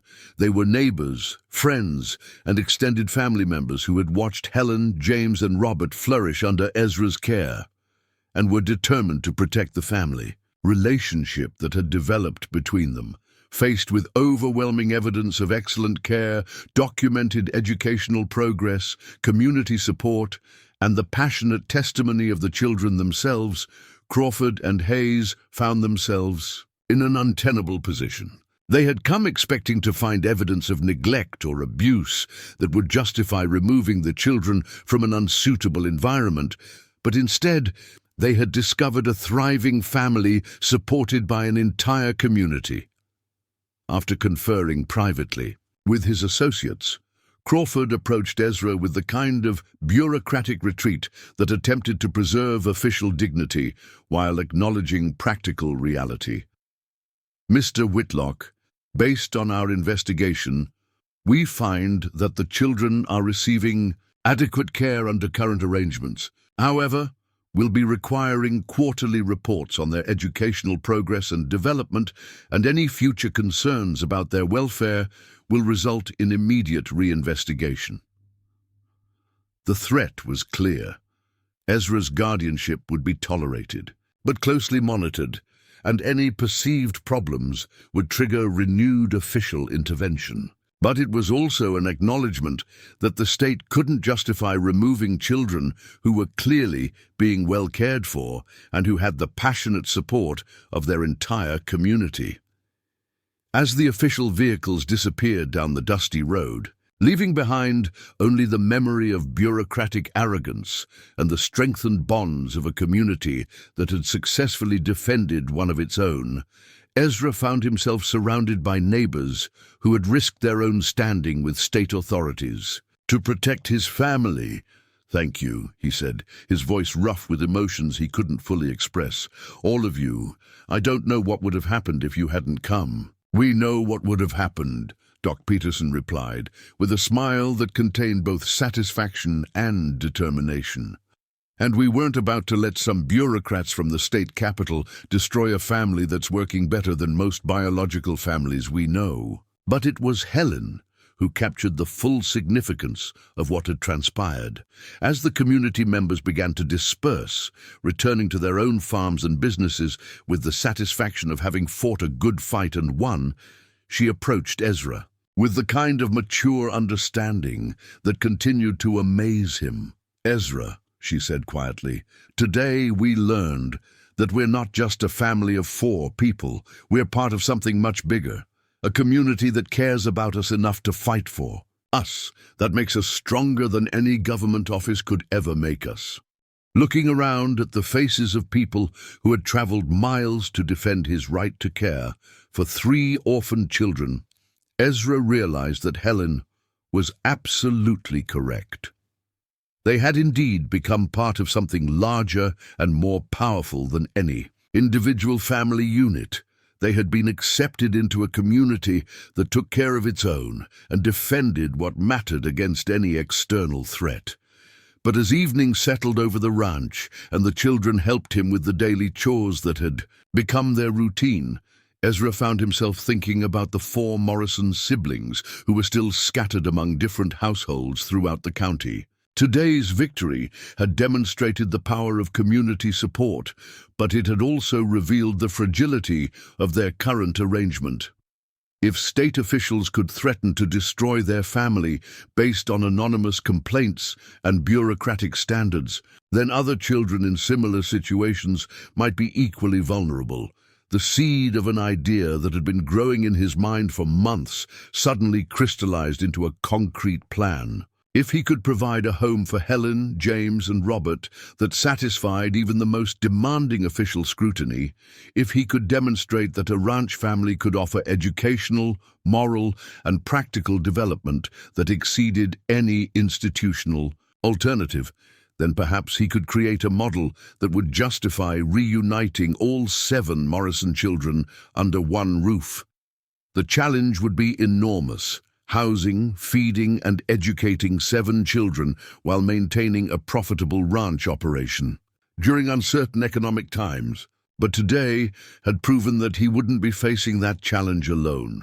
He had an entire community willing to support his efforts, and more importantly, he had begun to understand that sometimes the most important things we build are not measured in acres or cattle or dollars, but in the lives we touch and the families we choose to create. The summer of 1930 marked a turning point, not just for the Whitlock Ranch, but for the entire concept of what family could mean in rural Wyoming. What had begun as an impulsive act of compassion at a county auction had evolved into something unprecedented, a thriving household that challenged every assumption about child welfare, agricultural economics, and the possibilities of chosen family in America's heartland. The transformation became visible first in the physical infrastructure of the ranch itself. With 3 children now calling the property home, Ezra had been forced to expand and improve systems that had been adequate for a single man, but insufficient for a growing family. The house received new rooms, better heating, and modernized plumbing that brought indoor conveniences to match the children's needs for comfort and hygiene. The barn was enlarged to accommodate additional livestock, while new outbuildings provided space for workshops where the children could learn practical skills alongside their formal education. But the most dramatic changes were evident in the ranch's productivity and efficiency. Helen's methodical approach to household management had revolutionized their domestic operations, creating systems for food preservation, clothing maintenance, and resource allocation that maximized every dollar spent and minimized waste. Her natural aptitude for organization had extended to ranch record-keeping, where she maintained detailed logs of livestock health, feed consumption, and breeding schedules with a precision that amazed visiting agricultural experts. James, now 8 years old and tall for his age, had developed an almost supernatural ability to work with animals. The chickens, that had been temperamental and unproductive under Ezra's care, now laid eggs consistently under James's patient supervision. More remarkably, he had demonstrated an intuitive understanding of cattle behavior that allowed him to move herds and identify sick animals with skills that typically required years of experience to develop.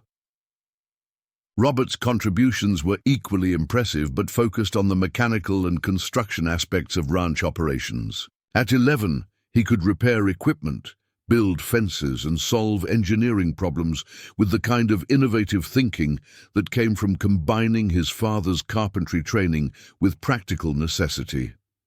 His workshop had become a destination for neighbors who needed custom solutions to agricultural challenges, and his reputation for creative problem-solving was spreading throughout the county. The educational component of their family experiment had exceeded even Mrs. Henderson's ambitious expectations. The children's academic progress under her structured tutoring program had reached levels that rivaled the best schools in Wyoming's major cities. Helen was performing mathematics at a high school level, despite being only 11 years old, while Robert's mechanical aptitude was complemented by advanced understanding of physics and engineering principles. James read voraciously and wrote with a clarity and creativity that suggested genuine literary talent. But perhaps most significantly, all 3 children had developed the kind of character traits that distinguished successful adults: initiative, responsibility, empathy, and the confidence that comes from knowing their contributions matter.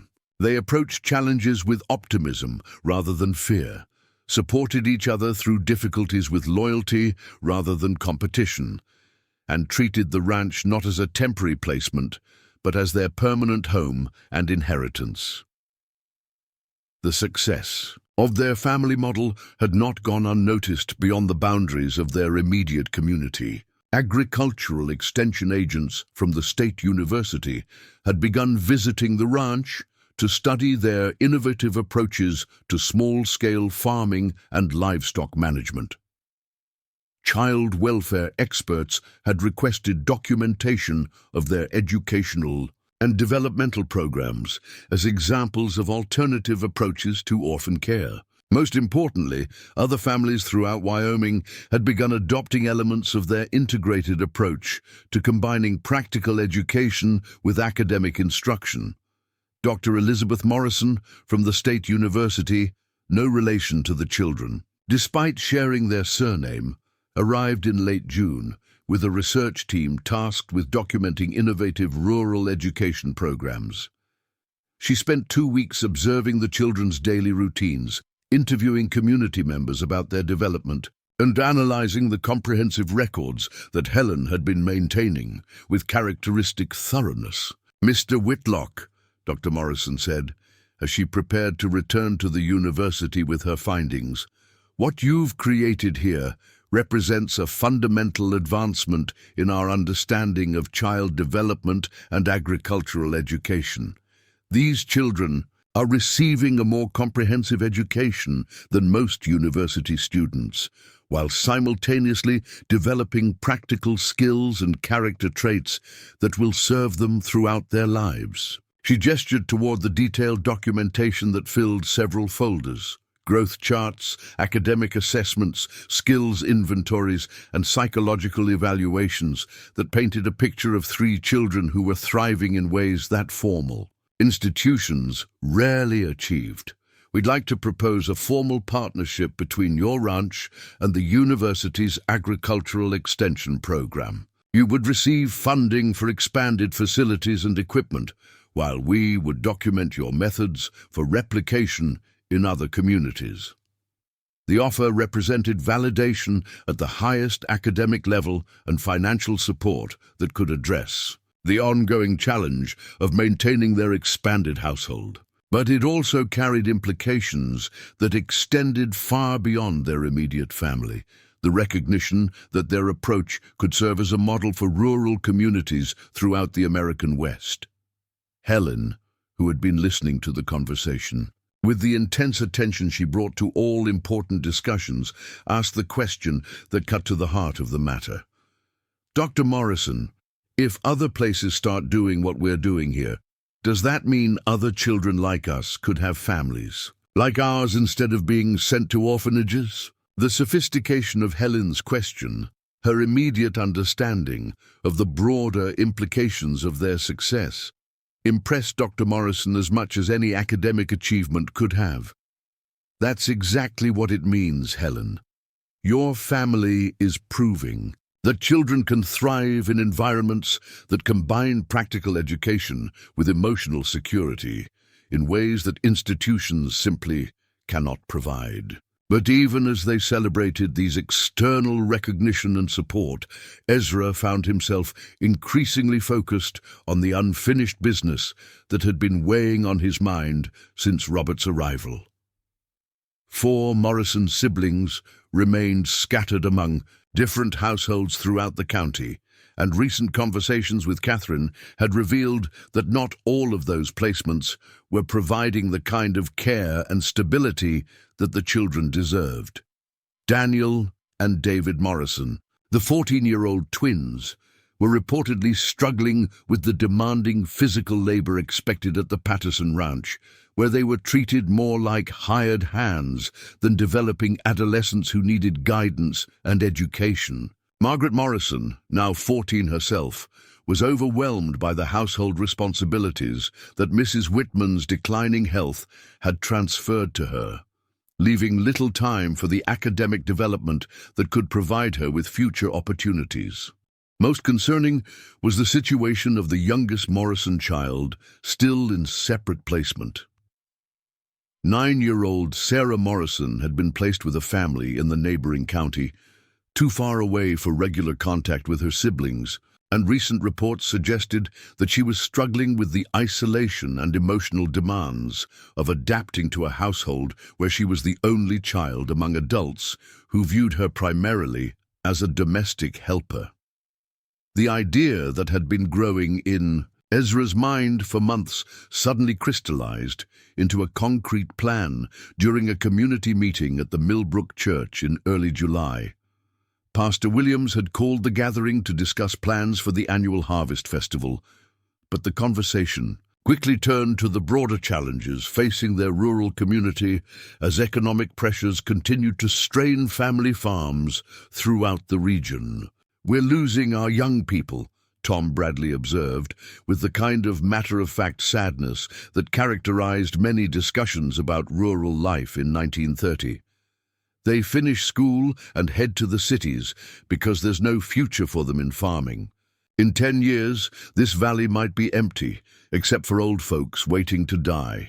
The comment sparked a discussion about possible solutions to rural population decline, and several community members pointed to the Whitlock Ranch as an example of how innovative approaches could create opportunity rather than just struggle. But it was Mrs. Henderson who made the observation that changed everything. "What Ezra has built with the Morrison children isn't just a successful family," she said thoughtfully. "It's a demonstration that rural communities can provide educational and developmental opportunities that rival anything available in cities, if we're willing to think differently about how we organize our resources and priorities." She paused to look around at the faces of people who had watched the transformation of 3 orphan children into confident, capable young people who were contributing meaningfully to their community's prosperity. What if we expanded that model?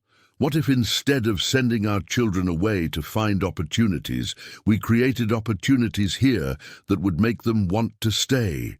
The suggestion sparked intense discussion about the practical possibilities and challenges of creating some kind of educational cooperative that could serve multiple families while addressing the broader economic and social challenges facing their rural community.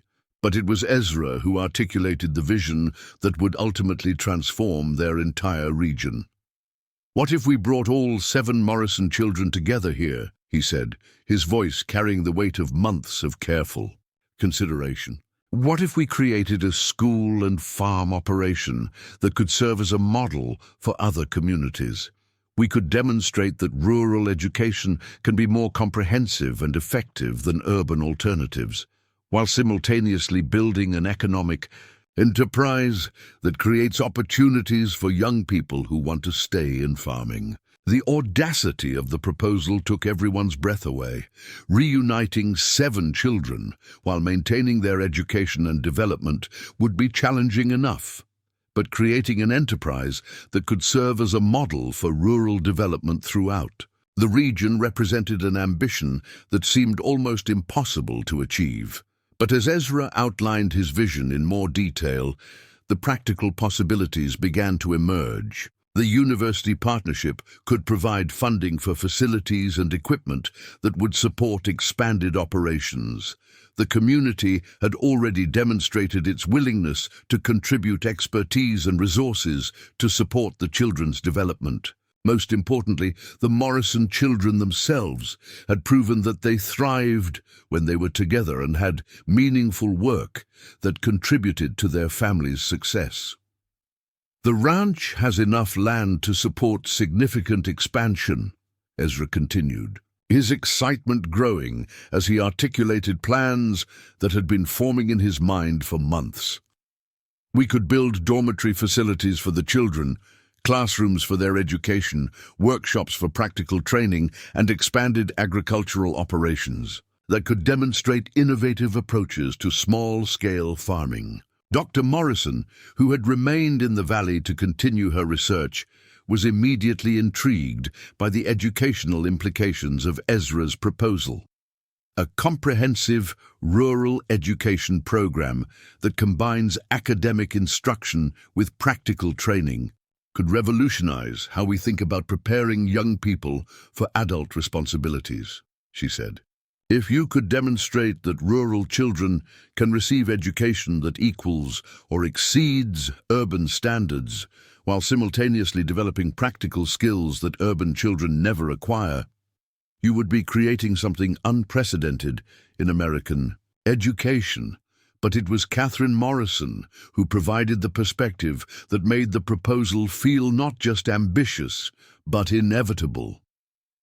Now 18 and increasingly frustrated with the limitations of her placement with the Miller family, she had been thinking about her own future and her responsibilities to her younger siblings. "Mr. Whitlock," she said, "my brothers and sisters belong together. We've been scattered for almost 2 years now, and I can see how that separation has affected all of us. Helen, James, and Robert are thriving here because they have each other. And they have you, but the rest of us are just surviving in situations that don't really understand what we need." She paused to look around at the community members who had become invested in her family's welfare, then continued with the kind of mature determination that characterized all the Morrison children. "If you're serious about bringing all 7 of us together, I want to be part of making that happen. I'm old enough to help with the younger children's care and education, and I've learned enough about household management to contribute meaningfully to the operations." The offer of Catherine's partnership transformed the proposal from an abstract possibility into a concrete plan with immediate viability. With her help, Ezra could manage the complex logistics of caring for 7 children while maintaining the ranch operations and educational programs that had made their family such a success. Over the following weeks, the plan took shape with the kind of detailed preparation that characterized all of Ezra's major decisions. The university agreed to provide funding for construction of educational facilities and dormitory space, along with ongoing support for curriculum development and teacher training. The community committed to contributing labor for construction, projects, and expertise for specialized instruction in areas like music, arts, and advanced academics. Most importantly, negotiations began with the families currently caring for the remaining Morrison children. The conversations were delicate, requiring diplomatic acknowledgement of the care those families had provided, while making the case that reuniting the siblings would serve everyone's best interests. The breakthrough came when Mr. Patterson, who had been struggling to manage the Morrison twins' care while maintaining his own ranch operations, admitted that the arrangement wasn't working for anyone involved. "Those boys need more guidance and education than I can provide," he said honestly. "They're good workers, but they're not learning the skills they'll need to succeed on their own, and they're clearly missing their siblings." Mrs. Whitman made a similar acknowledgement regarding Margaret's placement, recognizing that her own declining health had created demands on the 14-year-old that were unfair and unsustainable. "Margaret needs to be with her family," she said simply, "and she needs opportunities for education and development that I can't provide anymore."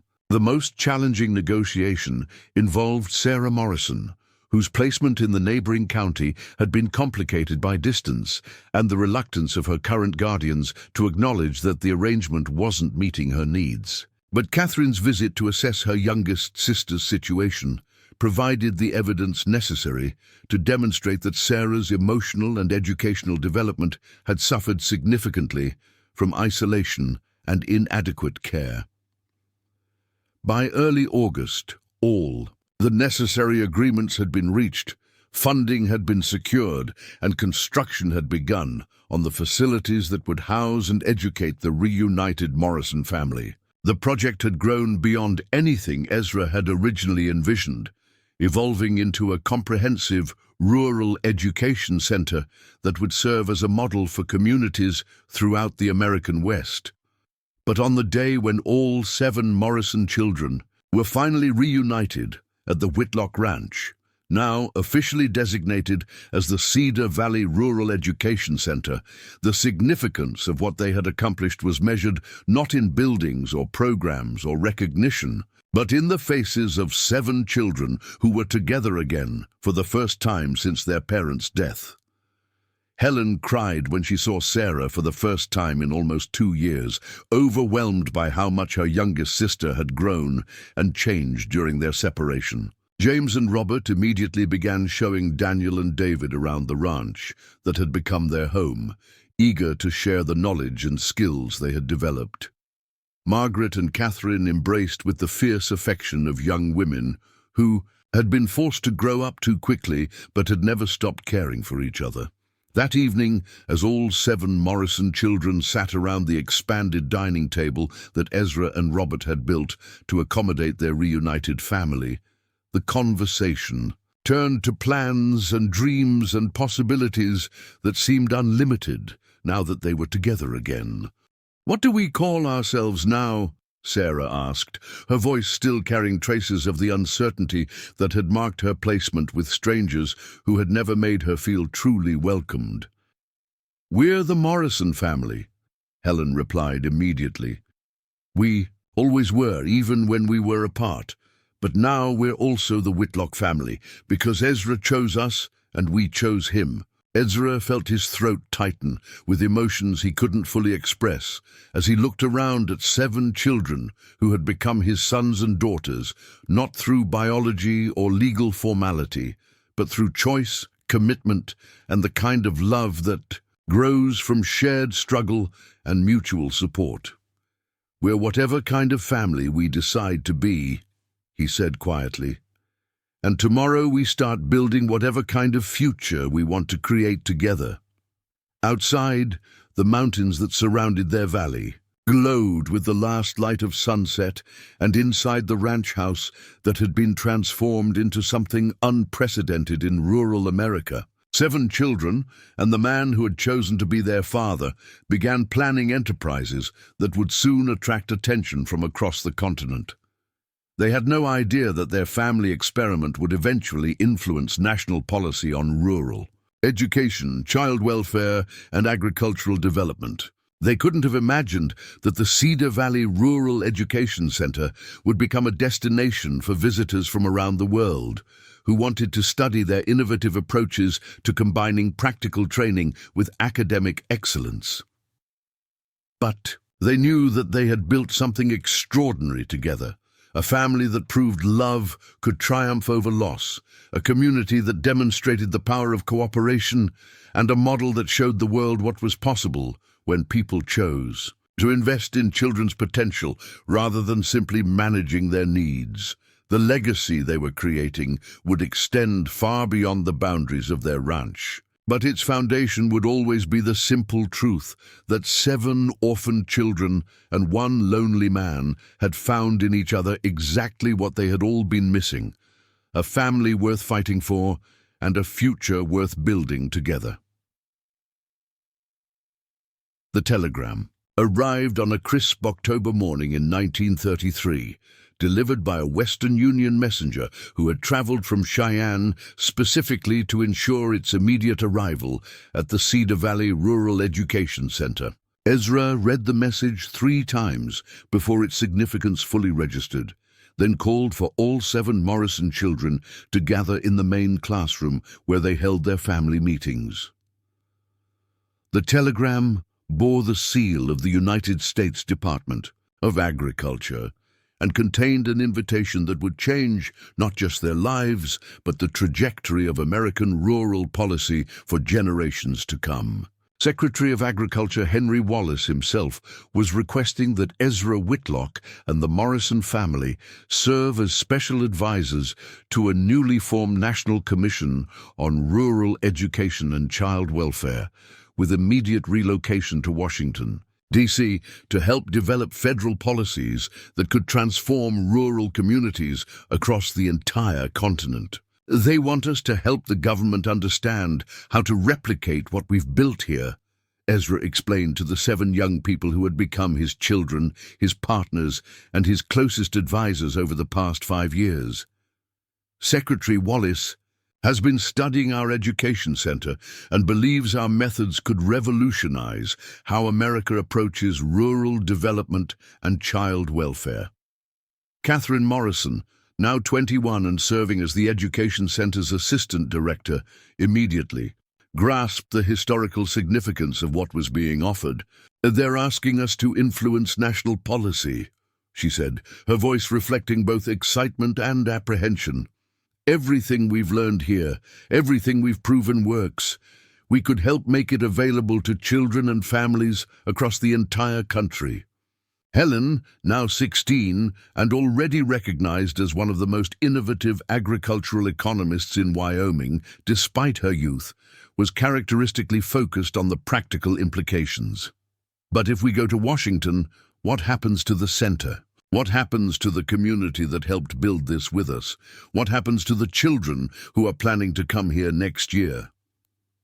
The questions Helen raised went to the heart of the dilemma they faced. The Cedar Valley Rural Education Center had evolved far beyond anything Ezra had originally envisioned when he impulsively bid $27 for 2 orphaned children at a county auction. What had begun as a family experiment had become a nationally recognized model that attracted visitors from around the world and influenced educational policy in 12 states.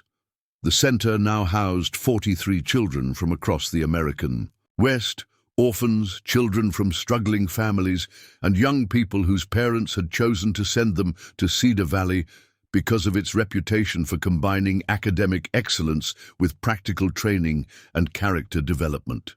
The waiting list included families from as far away as California and Texas, drawn by documented evidence that children who graduated from their program were succeeding in universities, establishing successful businesses, and becoming leaders in their communities at unprecedented rates.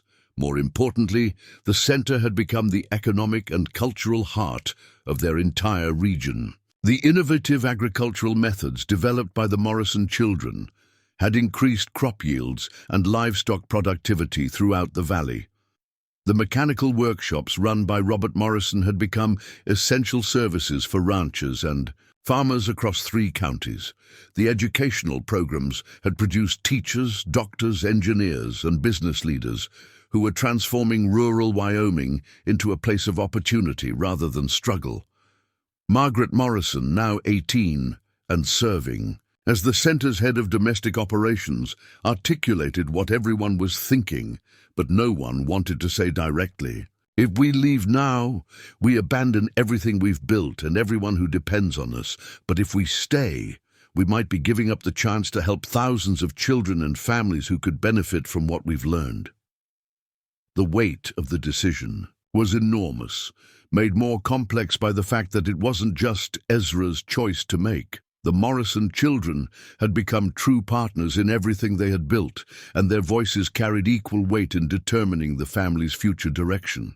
At ages ranging from 14 to 21, they had already accomplished more than most adults achieved in their entire careers, and their perspectives on this opportunity deserved serious consideration. James Morrison, now 13 and already being courted by agricultural colleges across the country for his revolutionary work in animal husbandry, provided a perspective that surprised everyone with its sophisticated understanding of their broader responsibilities. "What if we're thinking about this wrong?" he asked, his young voice carrying the thoughtful tone that had become his trademark when addressing complex problems.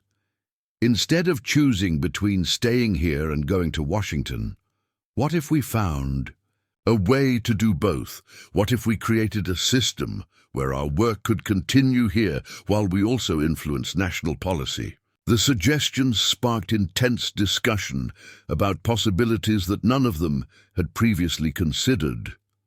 Over the following days, as they debated and planned and consulted with community leaders, university partners, and government officials, a revolutionary approach began to emerge.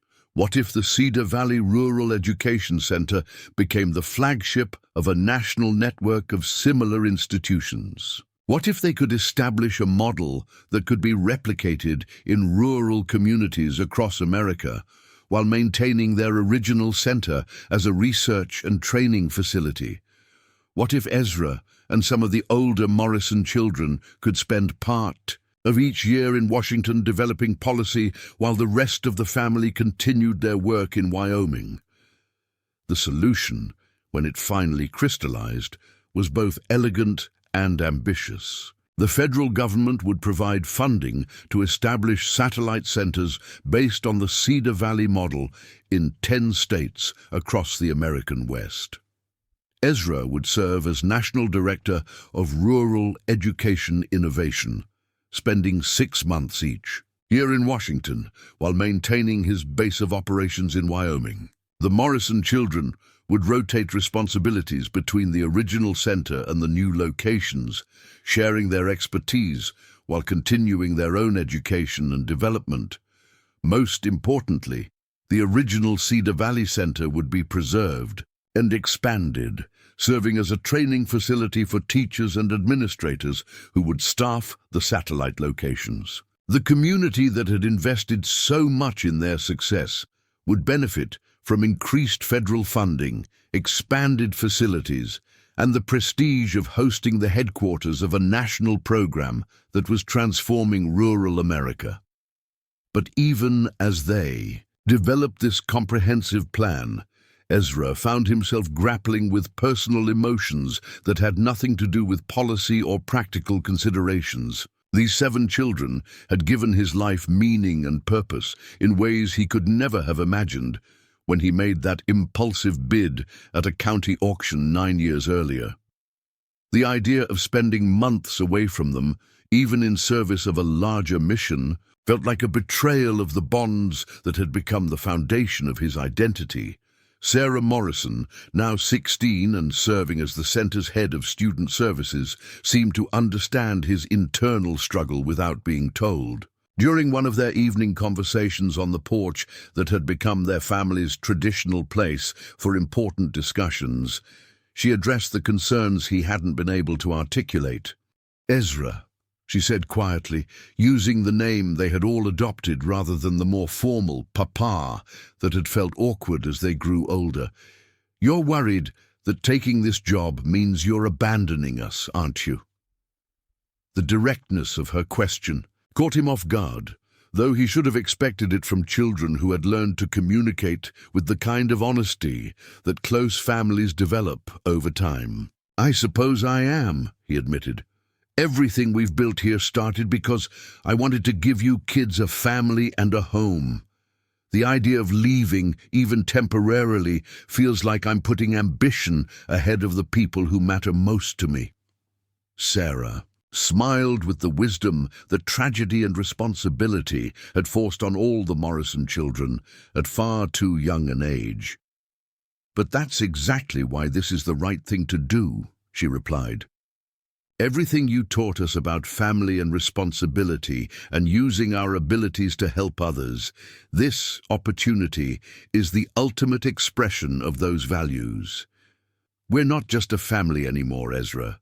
We're proof that love and commitment can overcome any obstacle, and the world needs to see that proof." Her words crystallized something that had been forming in Ezra's mind since the original telegram arrived. The Morrison children hadn't just benefited from his decision to take them in. They had become partners in creating something unprecedented. Their success wasn't just personal.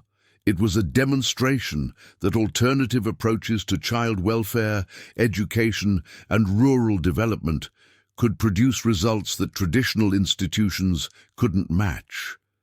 The decision, when it finally came, felt inevitable rather than difficult. On November 15, 1933, Ezra Whitlock accepted the position of National Director of Rural Education Innovation, beginning a career in public service that would span 2 decades and influence the lives of hundreds of thousands of children across America. But the real significance of that decision became clear not in Washington, D.C., where Ezra worked with presidents and cabinet secretaries to develop policies that transformed rural communities, but in the letter he received from Helen Morrison 5 years later, when she was completing her doctoral studies in agricultural economics at Columbia University. "Dear Ezra," Helen wrote, "yesterday I met with Secretary Wallace to discuss my research on cooperative farming methods, and he told me something that I think you need to know. He said that every major rural development initiative implemented by the federal government since 1933 has been based on principles we developed at Cedar Valley. The National Youth Administration, the Rural Electrification Administration, the Soil Conservation Service.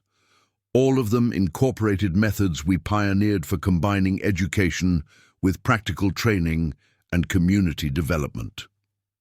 The letter continued, with details about the scope of their influence that even Ezra hadn't fully understood. The satellite centers they had established were thriving in every state where they had been implemented, producing graduates who were becoming leaders in agriculture, education, business, and public service at unprecedented rates. More importantly, the success of their model had inspired similar programs in Canada, Australia, and several European countries that were dealing with their own rural development challenges. But the most important thing, Helen concluded, is that we proved something that no one believed was possible when you first bid on James and me at that auction in 1928. We proved that family isn't about biology or legal documents or government policies. We proved that family is about choice and commitment and the willingness to invest everything you have in helping other people become the best versions of themselves. By 1940, when Ezra retired from government service to return full-time to Cedar Valley, the transformation they had accomplished was visible across the American landscape. Rural communities that had been losing population and opportunity for decades were thriving again, anchored by education centers that combined the best of their original model with innovations developed by thousands of teachers and students who had been inspired by the Morrison family's example.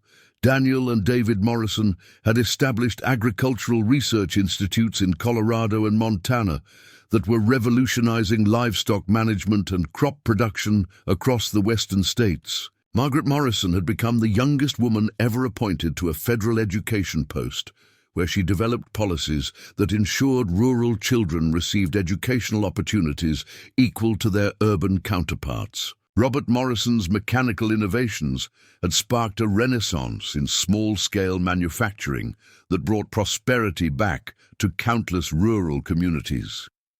Catherine Morrison had perhaps achieved the most remarkable success of all, establishing a network of family placement services that ensured orphaned children across America had access to the kind of care and development that had transformed her own life and the lives of her siblings. Her work had eliminated the institutional warehousing of children that had characterized American child welfare policy for generations, replacing it with community-based approaches that prioritized family bonds and individual development.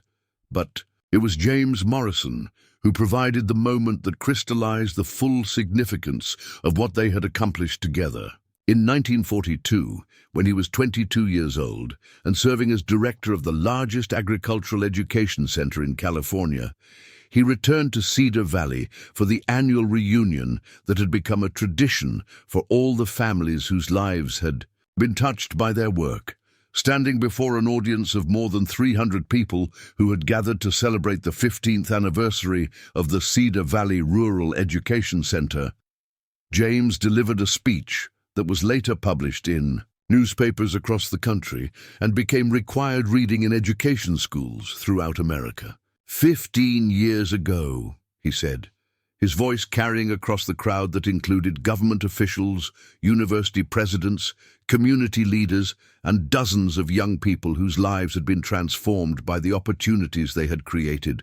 A struggling rancher named Ezra Whitlock made a decision that seemed foolish to everyone who witnessed it. He spent $27 he couldn't afford to buy 2 orphan children at a county auction, not because he expected any return on that investment, but because he believed that every child deserved a chance to find their potential. James paused to look around at faces that represented thousands of lives that had been changed by the ripple effects of that original decision. Today, the programs inspired by our family's experience serve more than 50,000 children across America and around the world. But the real measure of our success isn't in numbers or statistics or government recognition. The real measure is that we proved love is more powerful than circumstance, that choice is more important than chance, and that families built on commitment and shared purpose can accomplish things that no individual could achieve alone. As James concluded his speech, Ezra found himself thinking about the boy who had stood beside him on an auction platform 15 years earlier, clutching a wooden horse and trying not to cry as strangers evaluated his worth in dollars and cents. That terrified 6-year-old had become a confident young man whose work was feeding families across the American West and whose example was inspiring educational innovations around the world. But more than that, James had become exactly what every parent hopes their children will become: a person who uses their abilities to make the world better for others, who remains connected to their family while building their own independent life, and who understands that the greatest success is measured not by personal achievement, but by the positive impact they have on other people's lives. That evening, as the official celebrations wound down and the visitors departed for their hotels, in town, the original Morrison family gathered on the ranch house porch for one of their traditional conversations under the Wyoming stars. All 7 siblings were present, along with spouses and children who had expanded their family in ways that would have seemed impossible to imagine when they first reunited at the ranch. "Ezra," Catherine said, her voice carrying the same thoughtful tone she had used as a teenager when asking important questions. "Do you ever think about what would have happened if you hadn't bid on Helen and James that day?" Ezra considered the question seriously, as he always did when one of his children asked him to reflect on their shared history. "I think about it sometimes," he replied, "but not in a sad way. More like wondering about roads not taken. I think about all the families we've helped create, all the children who found homes and opportunities because we proved it was possible. I think about the policies that changed because someone was willing to demonstrate that there was a better way to care for children and develop rural communities. But mostly," he continued, looking around at the faces of 7 remarkable adults who had started as orphan children and become leaders whose influence extended far beyond anything he could have envisioned. "I think about how $27 bought me the richest life any man could hope for. I got 7 children who became my partners, my teachers, and my greatest pride. I got to see you all become exactly who you were meant to be, and I got to be part of building something that will help families for generations to come." Helen, now 32 and serving as director of the National Rural Education Institute, smiled with the satisfaction of someone who had found her life's purpose and achieved it beyond her wildest dreams. "The funny thing is," she observed, "we all became exactly who we were supposed to be, but none of us could have gotten there alone. It took all of us working together to create the opportunities that let each of us find our individual paths." As the conversation continued late into the night, touching on memories, current projects, and dreams for the future, Ezra realized that they had accomplished something that went far beyond education policy, or rural development, or even the transformation of American child welfare systems. They had proven that the most important things we build in life aren't measured in acres or buildings or government programs, but in the relationships we create and the love we share and the commitment we make to helping other people find their own potential for greatness. The legacy they had created would endure long after all of them were gone, carried forward by thousands of families who had learned that love could triumph over loss, that opportunity could be created where none existed before, and that the greatest success was always measured by how many other people you helped achieve their own dreams. Outside, the mountains that surrounded their valley stood unchanged from the day when a struggling rancher first brought 2 orphaned children home to a ranch that seemed too big for one man to manage alone. But inside the house that had become the headquarters for a movement that transformed rural America, 8 people who had chosen to become a family sat together planning new ways to ensure that no child would ever again have to face the world. Without someone who believed in their potential and was willing to invest everything in helping them find it, the boy who had once been worth $27 had become priceless, not just to the man who had chosen to love him, but to an entire nation that was better because one person had decided that every child deserved the chance to find their place in a family that would fight for their future and believe in their dreams. But the true magnitude of their achievement became clear in 1950, when President Harry Truman invited Ezra to the White House for the signing of the National Rural Education Act, legislation that made their Cedar Valley model the foundation for federal rural development policy across America. Standing in the Oval Office, surrounded by senators and cabinet members who had studied their work for years, Ezra found himself thinking not about the historical significance of the moment, but about 7 frightened children who had once stood on an auction platform, wondering if anyone in the world wanted them. "Mr. Whitlock," President Truman said, as he prepared to sign the legislation that would affect millions of lives, "historians will mark this day as the beginning of America's rural renaissance.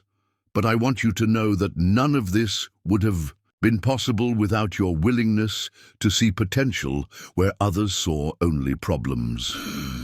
The ceremony was attended by representatives from all 48 states, many of whom had traveled to Washington specifically to witness the formalization of programs that had already transformed their rural communities. But for Ezra, the most meaningful moment came when the Morrison children, now adults in their 20s and 30s, stood beside him as the president acknowledged their contributions to American education and child welfare policy. Helen Morrison Stevens, now holding a PhD in agricultural economics from Columbia University and serving as director of the National Rural Development Institute, had become one of the most influential women in American agriculture. Her research on cooperative farming methods and sustainable resource management was being implemented from California to Maine, and her textbooks were required reading in every major agricultural college in the country. James Morrison Davis, whose revolutionary work in animal husbandry had transformed livestock productivity across the American West, had established breeding programs that were feeding millions of families while reducing the environmental impact of large-scale ranching. His techniques for rotational grazing and natural disease prevention had eliminated the need for many chemical interventions, creating healthier food systems and more profitable farming operations.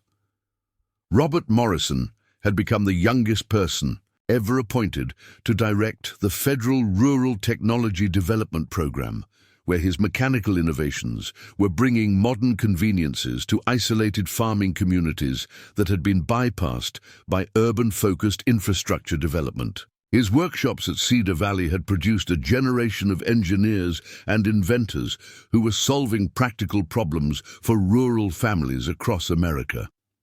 Margaret Morrison Clark was serving as Assistant Secretary of Education, the highest-ranking woman in the federal education bureaucracy, where she had spearheaded initiatives that ensured rural children received educational opportunities equal to those available in major cities.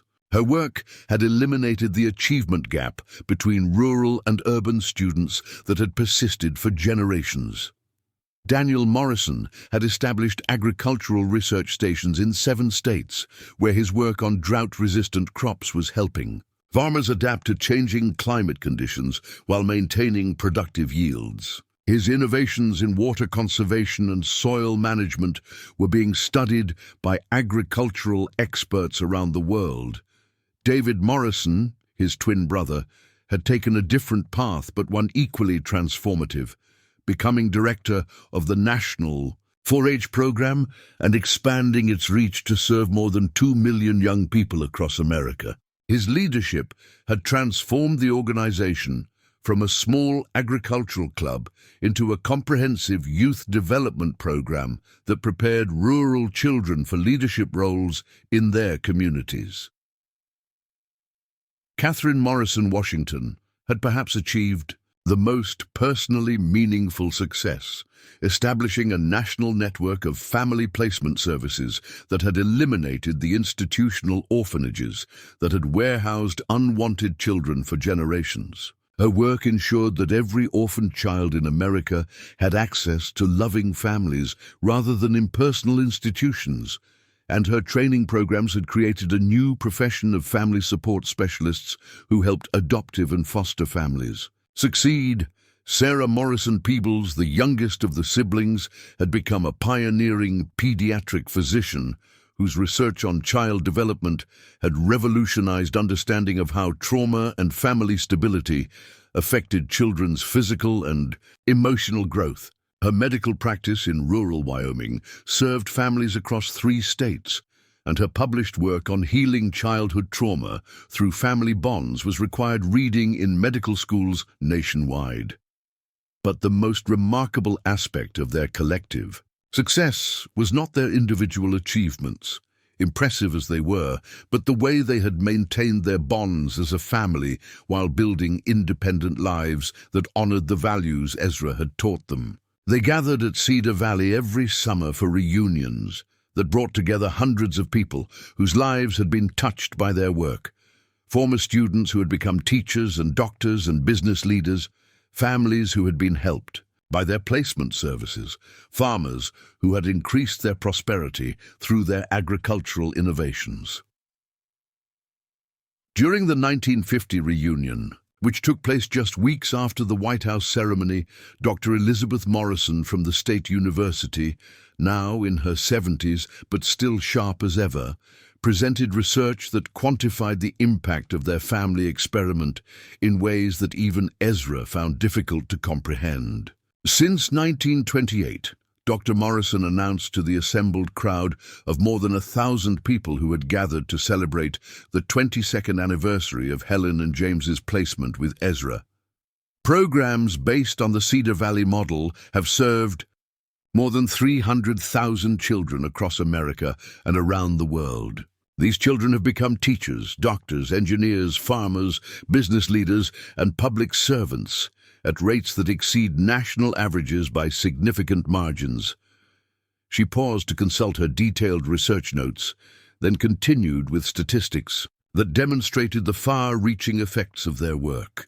Perhaps more importantly, these children have maintained family bonds and community connections at rates that are unprecedented in studies of child welfare outcomes. They have lower rates of mental illness, substance abuse, and criminal behavior than any comparison group we've studied, and they demonstrate higher levels of civic engagement and community leadership.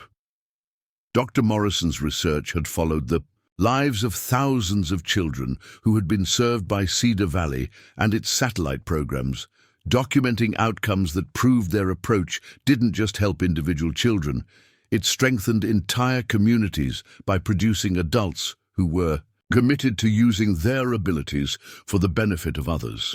But the most significant finding, Dr. Morrison concluded, is that children who grew up in Cedar Valley programs are now creating their own innovative solutions to social problems at rates that suggest we've not just educated individuals, but created a generation of leaders who understand that their success is measured by how effectively they help others succeed. The research confirmed what Ezra had observed anecdotally for years, that children who experience the kind of family-based care and comprehensive development he and the Morrison children had pioneered were becoming catalysts for positive change in their own communities. They weren't just succeeding individually. They were replicating the model that had shaped their own lives, creating networks of support and opportunity that extended their influence far beyond their immediate circumstances. This multiplication effect became even more evident in 1955, when the Morrison children collaborated on a comprehensive study of their family's influence that revealed the true scope of what they had accomplished together. Working with researchers from universities across the country, they documented a network of interconnected programs, policies, and individual success stories that could be traced directly back to Ezra's decision to bid on 2 orphaned children. At a county auction 27 years earlier, the study revealed that graduates of Cedar Valley programs had established more than 500 similar educational centers in 42 states and 6 foreign countries. These centers were serving nearly 500,000 children annually, providing them with the same combination of academic excellence, practical training, and family-based support that had characterized the original program. More remarkably, the study found that the economic impact of these programs was transforming entire regions that had been struggling with poverty and population decline. Rural communities that hosted Cedar Valley-inspired centers showed dramatic improvements in education levels, economic opportunity, and social cohesion compared to similar communities that lacked such programs. The policy implications were equally significant. The study documented how 11 major federal programs had incorporated principles developed at Cedar Valley, from the National School Lunch Program that ensured rural children received adequate nutrition to the Veterans Educational Benefits that helped returning soldiers transition to civilian careers, to the interstate highway system that connected isolated rural communities to broader economic opportunities. What we've learned, Helen wrote in the introduction to the published study, is that investing in children's potential creates exponential returns that compound across generations. Every child who receives comprehensive support and family-based care becomes capable of providing that same support to others, creating an expanding network of opportunity and hope that can transform entire societies. The international recognition of their work led to invitations from governments around the world that were struggling with their own rural development and child welfare challenges. In 1958, Ezra and several of the Morrison children traveled to Australia, where they helped establish programs that served Aboriginal children who had been separated from their families by government policies. Their work contributed to major reforms in Australian child welfare that prioritised family preservation and cultural continuity. Similar programs were established in Canada for First Nations children, in post-war Europe for refugees and displaced persons, and in developing countries where traditional family structures had been disrupted by rapid social and economic change. Each adaptation of their model proved that the fundamental principles they had discovered, that children thrive when they experience unconditional love, meaningful work, comprehensive education, and stable family bonds, were universal truths that transcended cultural and geographic boundaries. But perhaps the most personally meaningful recognition came in 1960, when the state of Wyoming designated the original Whitlock Ranch as a National Historic Landmark, not for its architectural significance or its role in Western expansion, but for its contribution to American child welfare and education policy. The designation ceremony was attended by governors from 12 states, the Secretary of Health, Education and Welfare, and more than 2,000 people who had been directly touched by the work that began with 7 orphaned children and one man's decision to provide them with a home, standing before the crowd. Gathered on the same ranch where he had once struggled to feed himself, let alone care for 2 additional children, Ezra reflected on the journey that had brought them to this moment of national recognition. The boy, who had once clutched a wooden horse while strangers evaluated his worth in coins, was now Dr. James Morrison Davis, whose agricultural innovations were feeding millions of families. The girl who had been dismissed as too expensive to care for was now Dr. Helen Morrison Stevens, whose economic research was shaping national policy. 32 years ago, Ezra said in his remarks during the dedication ceremony, "I made what most people considered a foolish decision.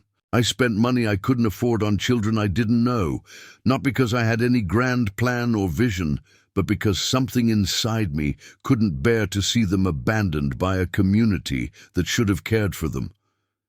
He paused to look around, at faces that represented thousands of lives that had been changed by the ripple effects of that original decision, then continued with the wisdom that comes from a lifetime of watching small acts of love create transformative change.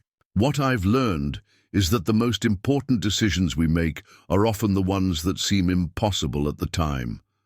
When we choose to invest in someone else's potential, when we commit to caring for others, even when it's difficult or expensive or inconvenient, we're not just changing their lives, we're changing our own lives and the lives of everyone they will touch in the future. The ceremony concluded with the unveiling of a bronze plaque that would mark the significance of the site for future generations.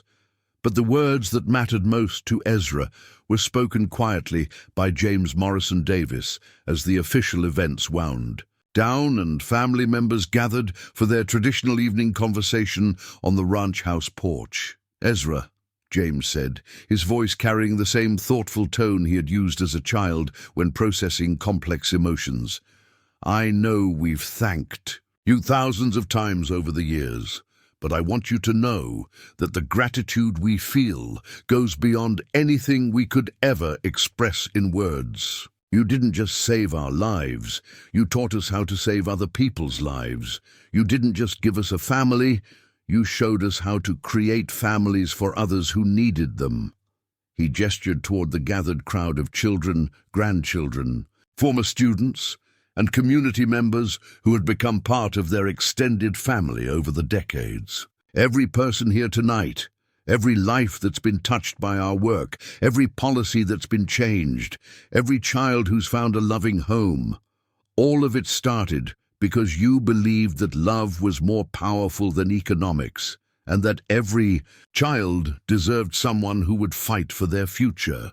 As the evening progressed and the conversation turned to memories, current projects, and dreams for the future, Ezra found himself thinking about the letter he had received that morning from a young teacher in Mississippi who was establishing a rural education center based on the Cedar Valley model. The teacher had written about children in her community who faced the same kind of abandonment and limited opportunities that the Morrison children had experienced 3 decades earlier, and her determination to provide them with the same kind of comprehensive support and family-based care that had transformed 7 orphaned children into national leaders.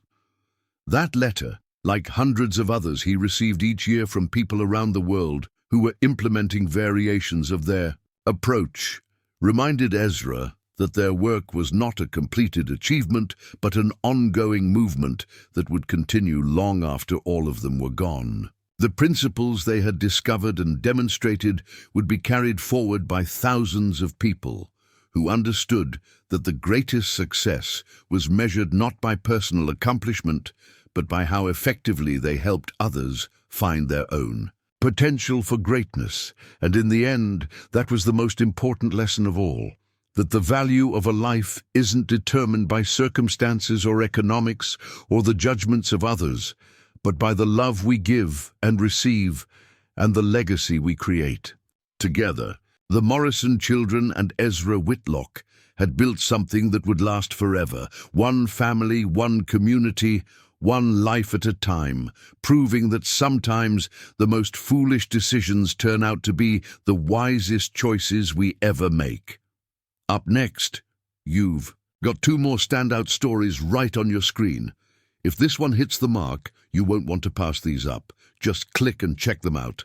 And don't forget to subscribe and turn on the notification bell so you don't miss any upload from us.